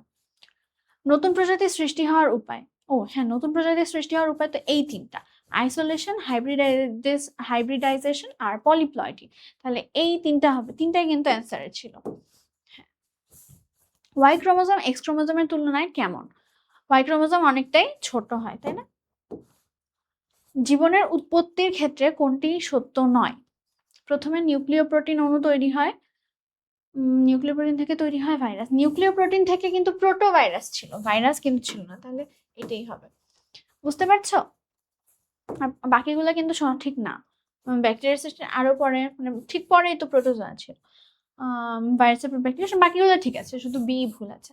তো এখন এটা 41 গেল, যেহেতু একটা মাঝখানে গ্যাপ ছিল, তো 40 গেল, এখন 41। প্রথম জীবনের উৎপত্তি সর্বপ্রথম কোথায় হয়? সমুদ্রে, তাই না? 260 কোটি বছর আগে কোন গ্যাস ছিল না? অক্সিজেন ছিল না, অক্সিজেন পরে হয়েছে। কিসের প্রভাবে, দেখেছো অক্সিজেন, কিসের প্রভাবে অ্যামাইনো অ্যাসিড এবং নিউক্লিক অ্যাসিড উৎপন্ন হয়? দেখেছো, বলেছে না ফ্যাক্টর গুলা লাগবে। কি কি ফ্যাক্টর ছিল? তাপমাত্রা বৃদ্ধি, হ্যাঁ ঠিক আছে, তাপমাত্রা বৃদ্ধি ঠিক আছে, অতিবেগুনি রশ্মির প্রভাব ঠিক আছে, বজ্রপাত, তো সবগুলাই আচ্ছা গেল। রেপ্লিকেশন ক্ষমতা আছে কোনটির? নিউক্লিয় প্রোটিন, দেখেছি না নিউক্লিয় প্রোটিন রেপ্লিকেটেড হতে পারে। পৃথিবীর উৎপত্তি এবং তার ধারাবাহিকতা জীবনের উৎপত্তির ঘটনার প্রবাহকে কি বলে বলো তো? অভিব্যক্তি বলে, এটা আমরা সংজ্ঞা হিসেবে দেখেছিলাম। প্রোটোভাইরাস সৃষ্টি হয় কোনটি থেকে? নিউক্লিয় প্রোটিন থেকে, একটু আগেও দেখলাম। জীব আর জ্বরের মধ্যবর্তী অবস্থা ভাইরাস, কোনটি সঠিক? ডিম্বাণু তৈরি হয় মাইটোসিস বিভাজনের মাধ্যমে, এক্স ক্রোমোজোম ছোট আকৃতিতে লম্বা। পুরুষ মাত্র অর্ধেক শুক্রাণু এক্স ক্রোমোজোম বহন করে, আর বাকি অর্ধেক ওয়াই, এটা ঠিক আছে। তাহলে 4 নম্বরটা হলো। এমসিকিউ 50, ডিএনএ রেপ্লিকেশন হয় কোন প্রক্রিয়া? অর্ধ সংরক্ষণশীল। ডিএনএ টেস্টের নাম? ফিঙ্গারপ্রিন্টিং, টেস্টিং, টাইপিং, হ্যাঁ সবগুলাই তো। ডিএনএ টুকরা করার বিশেষ পদ্ধতি, টুকরা করার পদ্ধতিকে আমরা কি শিখেছিলাম? টুকরা করার পদ্ধতিকে ইলেকট্রোফোরেসিস, মানে ব্যান্ড আকারে যে আলাদা আলাদা করা, ওই পদ্ধতি। আর এমনিতে তো রেস্ট্রিকশন এনজাইম দিয়ে টুকরাটা করা হচ্ছে। ডিএনএ টেস্ট পদ্ধতিকে কোন কাগজ ব্যবহার? নাইট্রোসেলুলোজ কাগজ ছিল, তাই না? কোন পদ্ধতিতে অল্প নমুনা ব্যবহার করে? অল্প নমুনার কথা আমি কি বলেছি বলো? পিসিআর ছিল না? Hereditary materials, DNA, RNA, chromosome, সবগুলাই তো। এক শ্রেণীর জীব অন্য শ্রেণীর জীব থেকে উন্নত, এটা কে বলেছে? অ্যারিস্টটল না? হ্যাঁ। জীবাশ্ম আবিষ্কার করেন জেনোফেন। জীবাশ্ম আবিষ্কার হয় খ্রিস্টপূর্ব 5ম শতাব্দীতে। বিবর্তন সম্পর্কে ভুল জটিল থেকে সরল জীবনের উৎপত্তি, জীব ক্রমাগত রূপান্তরিত হয়, চলমান মন্থর। এটা হচ্ছে জটিল থেকে সরল জীবনের উৎপত্তি। ভুল বলতে বিবর্তন, আমরা তো মেক্সিকান কেভ ফিশের কথা দেখেছি, তবে এটা যে সব সময়ের জন্য সত্যি এমন তো না, মানে দুইটাই হতে পারে। এই জন্য এটা একদম একবারে সঠিক এটা তো বলতে পারি না। বাকিগুলো দেখো, বাকিগুলো কিন্তু ঠিক আছে। আচ্ছা, তাহলে এমসিকিউ মোট কয়টা ছিল? 59। এর মধ্যে একটা বাদ গিয়েছে, তার মানে 58। Out of 58 how much did you get? আমাকে জানিও কয়টা পেয়েছো, কতগুলো পেরেছো 58 এর মধ্যে। আচ্ছা, এবার ব্যাখ্যামূলক টাইপ 2 চলো পড়ে ফেলি। প্রাকৃতিক নির্বাচন বলতে কি বোঝায়? প্রাকৃতিক নির্বাচন বলতে বোঝায় হচ্ছে আমাদের প্রকৃতিতে আমরা যখন আর কি বেঁচে থাকবো, প্রকৃতিতে অনুকূল বা অভিযোজনমূলক প্রকরণ সমন্বিত জীবেরা কি প্রতিযোগিতায় এগিয়ে থাকবে। তো তখন তারা নির্বাচিত হবে প্রকৃতি দ্বারা, তুলনামূলক বেশি সংখ্যায় বেঁচে থাকবে, অত্যধিক হারে বংশ বিস্তার করবে, প্রতিকূল পরিবেশে টিকে থাকতে পারবে। তখন এরা খাপ খাওয়াতে না পেরে, মানে বাকিরা খাপ খাওয়াতে না পেরে বিলুপ্ত হয়ে যাবে। ডিএনএ কে বংশগতের রাসায়নিক ভিত্তি কেন বলা হয়? কারণ ডিএনএ হচ্ছে আমাদের সব চারিত্রিক বৈশিষ্ট্যের ধারক এবং বাহক, তো সরাসরি ও মাতা পিতা থেকে পরবর্তী প্রজন্মে নিয়ে যায়। এই জন্য ডিএনএ কে বংশগতির রাসায়নিক ভিত্তি বলা হয়। ডিএনএ রেপ্লিকেশনকে অর্ধ সংরক্ষণশীল এটা তোমরা এখন খুব ভালো মতোই পারবে। বলে দিয়েছিলাম যে যে নতুন যেটা তৈরি হয় ডিএনএ, সেটা অর্ধেক নতুন থাকে এবং অর্ধেক পুরনো থাকে, এই জন্য অর্ধ সংরক্ষণশীল পদ্ধতি বলেন। থ্যালাসেমিয়া রোগের কারণ দুইটা প্রোটিন থাকে, আলফা গ্লোবিউলিন এবং বিটা গ্লোবিউলিন। এইগুলো তৈরির জিনে কি থাকে, সমস্যা থাকে, ত্রুটিপূর্ণ। এই জিন নষ্ট, এই দুটি প্রোটিনের জিন নষ্ট বা ত্রুটিপূর্ণ থাকে, এই জন্য রোগটা হয়। ওকে, পুরুষ এবং মহিলার মধ্যে কারা বেশি বর্ণাঢ্য? অবশ্যই পুরুষ। এবং কেন সেটা ব্যাখ্যা করতে হবে বলতো? কারণ হচ্ছে পুরুষের ওয়াই ক্রোমোজোমে ছোট হয়, এক্স ক্রোমোজোম হচ্ছে একটাই থাকে। তো যদি ওই এক্স ক্রোমোজোমে রোগ থাকে, মানে রোগ সৃষ্টিকারী জিন, তাহলে পুরুষ অবশ্যই বর্ণাঢ্য রোগে আক্রান্ত হবে।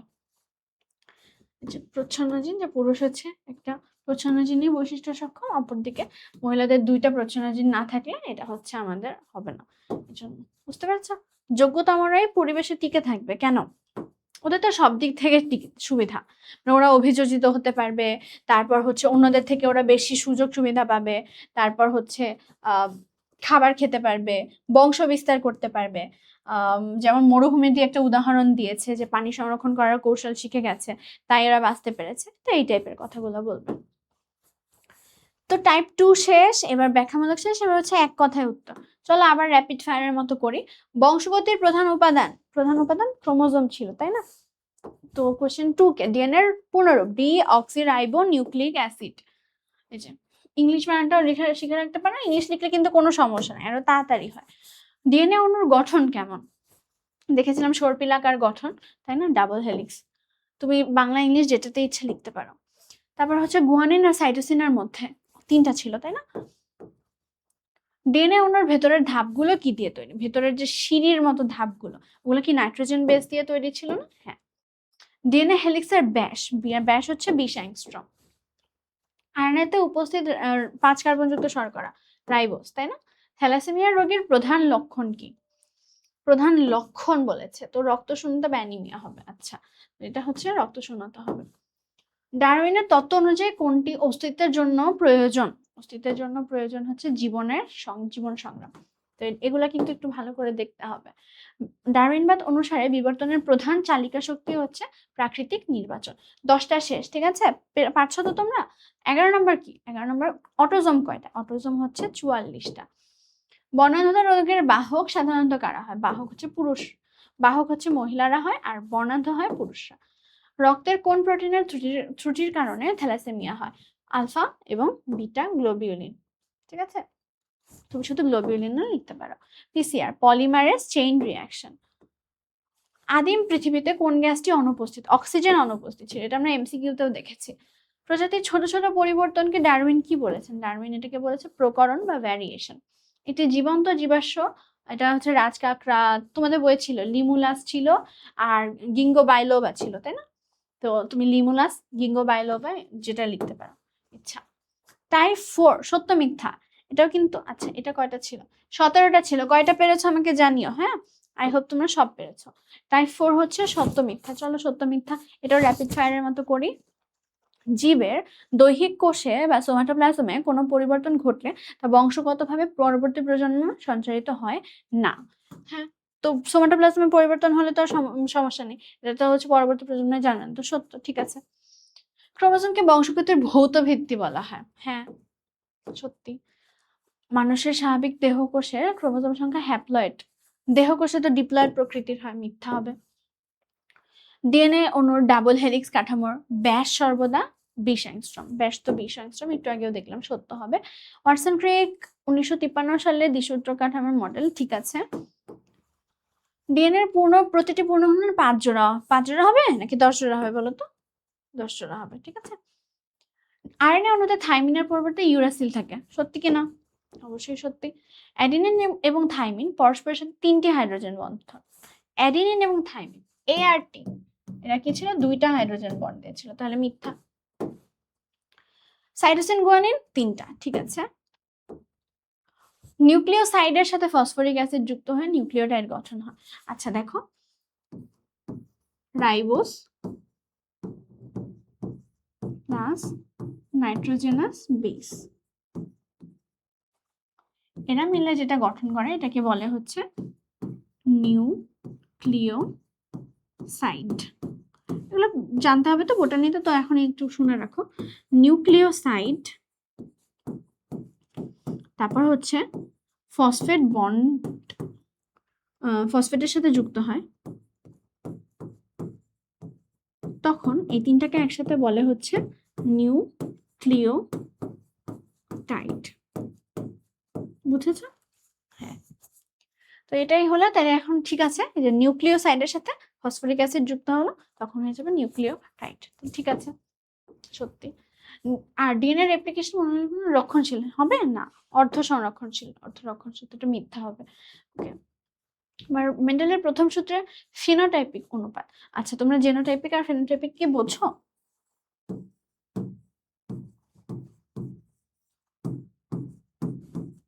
জেনোটাইপিক আর হচ্ছে ফেনোটাইপিক।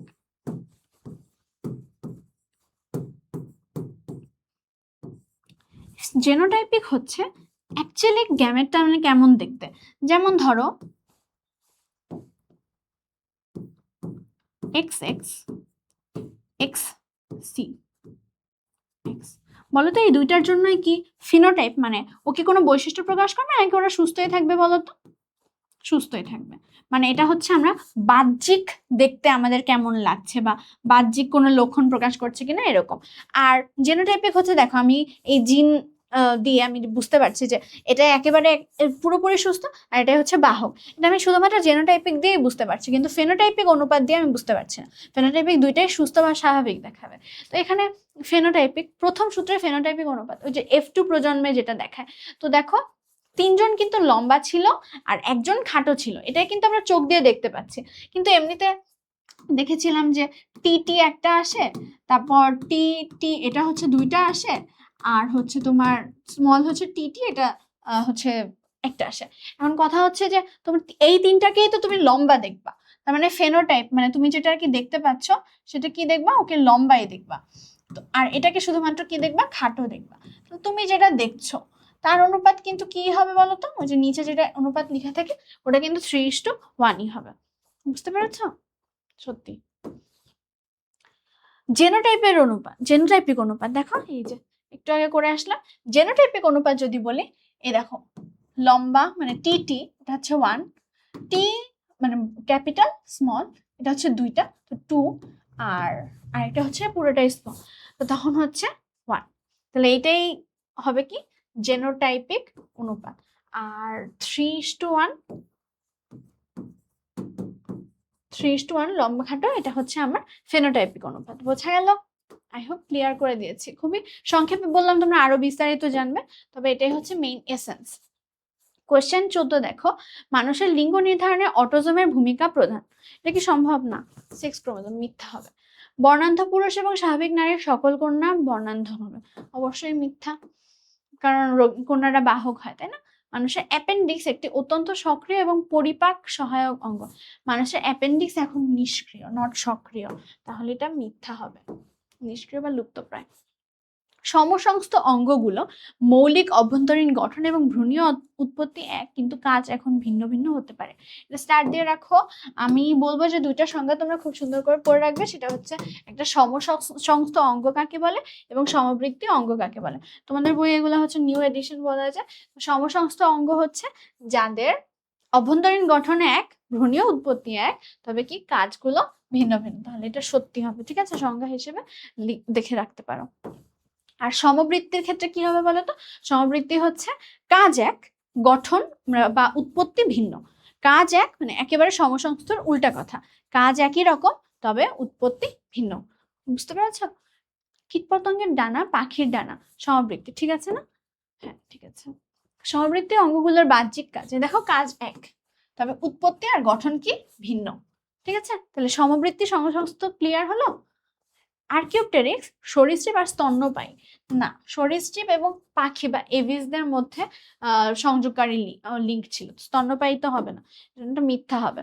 এটা হচ্ছে দেখো খুব ইম্পর্টেন্ট, পাখি এবং সরীসৃপের মধ্যকার সংযোগকারী লিঙ্ক। বুঝতে পেরেছো? আচ্ছা এবার দেখো টাইপ 5 হচ্ছে আমার গ্যাপ ফিলিং। চলো গ্যাপ ফিলিং আমার খুব তাড়াতাড়ি ঝটপট করে ফেলি।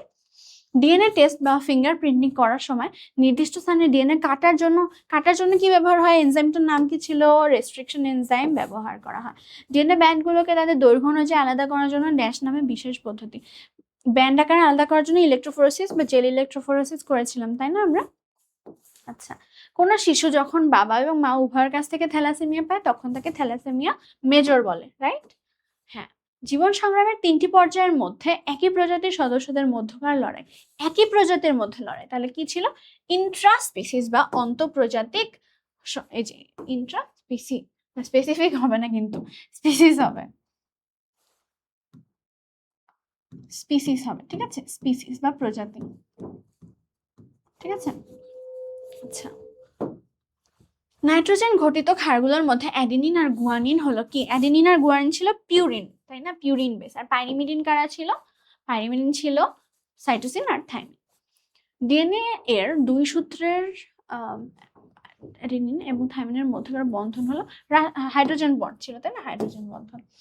টিএমভি টোবাকো মোজাইক ভাইরাসের ক্ষেত্রে ড্যাশ বংশগতির বস্তু। আমরা কি শিখে এসেছি? আরএনএ হচ্ছে ওদের বংশগতির বস্তু।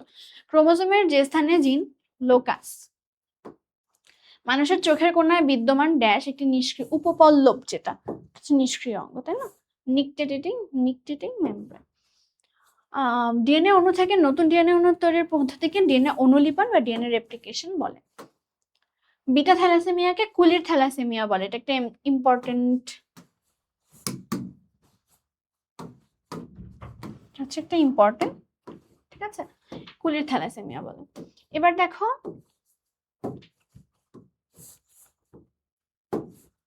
এভলিউশন শব্দটি প্রথম ব্যবহার করেন ইংরেজ দার্শনিক, এভলিউশন শব্দটা প্রথম ব্যবহার করেছেন হার্বার্ট স্পেন্সার, তাই না?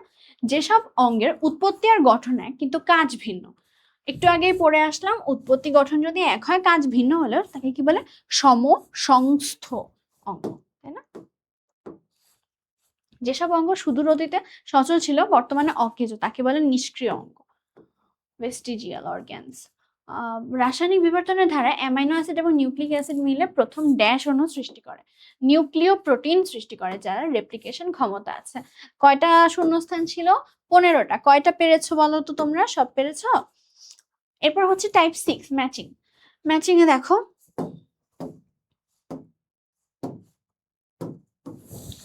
জিন কি, এটা জিন কি? জীবের নির্দিষ্ট বৈশিষ্ট্য প্রকাশের মূল বংশগতির একক, তাই না? আচ্ছা, লোকাস ক্রোমোজোমের জিনের সুনির্দিষ্ট অবস্থান বা ঠিকানা। অ্যালিল একই লোকাসে অবস্থিত কিন্তু কি জিনটা ভিন্ন ভিন্ন হতে পারে, ওই যে চোখের রঙের কথা বললাম। ক্রোমোজোম বংশগতির ভৌত ভিত্তি যা জিন ধারণ করে। পেরেছো তোমরা? উত্তরও দেয়া আছে। সমসংস্থ অঙ্গ, সমসংস্থ অঙ্গ কারা? সমবৃত্তির নিষ্ক্রিয় অর্গান হচ্ছে এই যে মানুষের অ্যাপেন্ডিক্স আর কানের পেশি। জীবন্ত জীবাশ্ম হচ্ছে রাজকাঁকড়া, লিমুলাসের কথা যে বললাম। আর এখন বলা হচ্ছে সমসংস্থ আর সমবৃত্তি। কিভাবে আলাদা করতে পারো বলো তো? সমবৃত্তির কাজ একই হবে, আর সমসংস্থর কাজ এখন আর এক না, তবে এদের উৎপত্তি একই রকম ছিল। দেখো তো, কীটপতঙ্গের ডানা, পাখির ডানা, এগুলো এখন একই রকম কাজ করে না, ওড়ার কাজে সাহায্য করে, তাদের কাজ এক, তো এই জন্য এরা সমবৃত্তি হবে। আর সমসংস্থ অঙ্গের উৎপত্তি এক, তবে এখন কাজ ভিন্ন ভিন্ন। তিমির, ফ্লিপার, মানুষের হাত, পাখির ডানা, এরা কি এক কাজ করে? মানুষের হাত দিয়ে কি আমি উঠতে পারবো? না, তবে এদের উৎপত্তি একই, এই জন্য এটা হবে সমসংস্থ। দেখো 1B হবে, বুঝতে পেরেছো? তাহলে তোমার যদি মনেও না থাকে তুমি এভাবেও বুঝতে পারো। Real life problem type 7। এক দম্পতির 3 সন্তানের মধ্যে 2 পুত্রই বর্ণান্ধ, একমাত্র কন্যা সম্পূর্ণ স্বাভাবিক দৃষ্টি সম্পন্ন। বাবা মায়ের চোখের দৃষ্টি স্বাভাবিক। বাবার পরিবারে কেউ কখনো বর্ণান্ধ ছিল না। স্বামী তার স্ত্রীর বিশ্বস্ততা নিয়ে সন্দেহ করেছে। জেনেটিক কাউন্সিলর চেকার বোর্ডের মাধ্যমে প্রমাণ করেছে যে একজন জেনেটিক কাউন্সিলর আমাদেরকে বলেছে হিসেবে আমাদের প্রমাণ করতে বলেছে এই অবিশ্বাস বা সন্দেহ পুরোটাই ভিত্তিহীন। এই ধরনের প্রশ্ন আমি বলবো যে মানে খুবই বেশি আসার চান্স, যদি অ্যাকচুয়ালি এমসিকিউ না এসে একটু ব্যাখ্যামূলক টাইপের আসে, এগুলো হচ্ছে পিক কোয়েশ্চেন। তবে তোমরা এগুলো এসএসসি তেও সলভ করেছো, তাই না? তো দেখো এখানে ওরা বড় করে করেছে। আমরা যদি চেকার বোর্ড করতে চাই, চেকার বোর্ড করে চলো। আমাদের খালি দেখতে হবে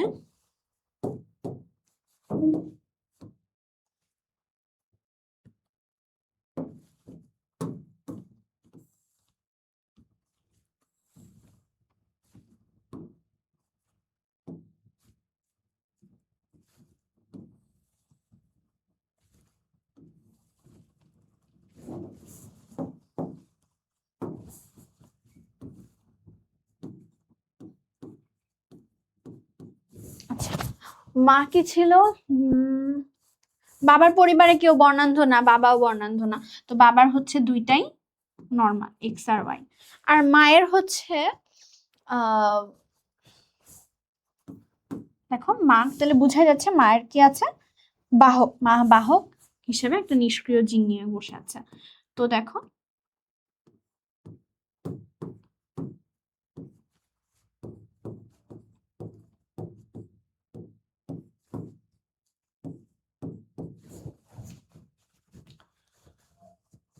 একমাত্র কন্যা সম্পূর্ণ স্বাভাবিক। দেখা যাচ্ছে যে একটা পুত্রের কি হওয়া, বর্ণান্ধ হওয়ার, পুত্র বর্ণান্ধ হওয়ার চান্স কি? 25%।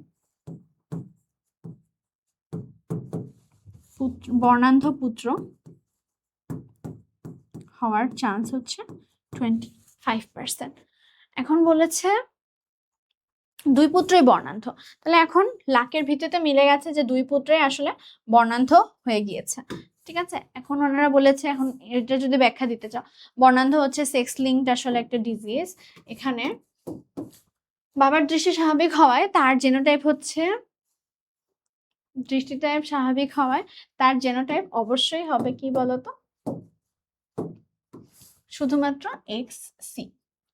উনি কোনোদিনই হচ্ছে লাইক বাহক হতে পারবে না। উত্তরে একটু সমস্যা আছে নাকি? ওয়াই ক্রোমোসোম দেন, এক্স দেন না, পুত্ররা এক্স তার নিষেধ হবে।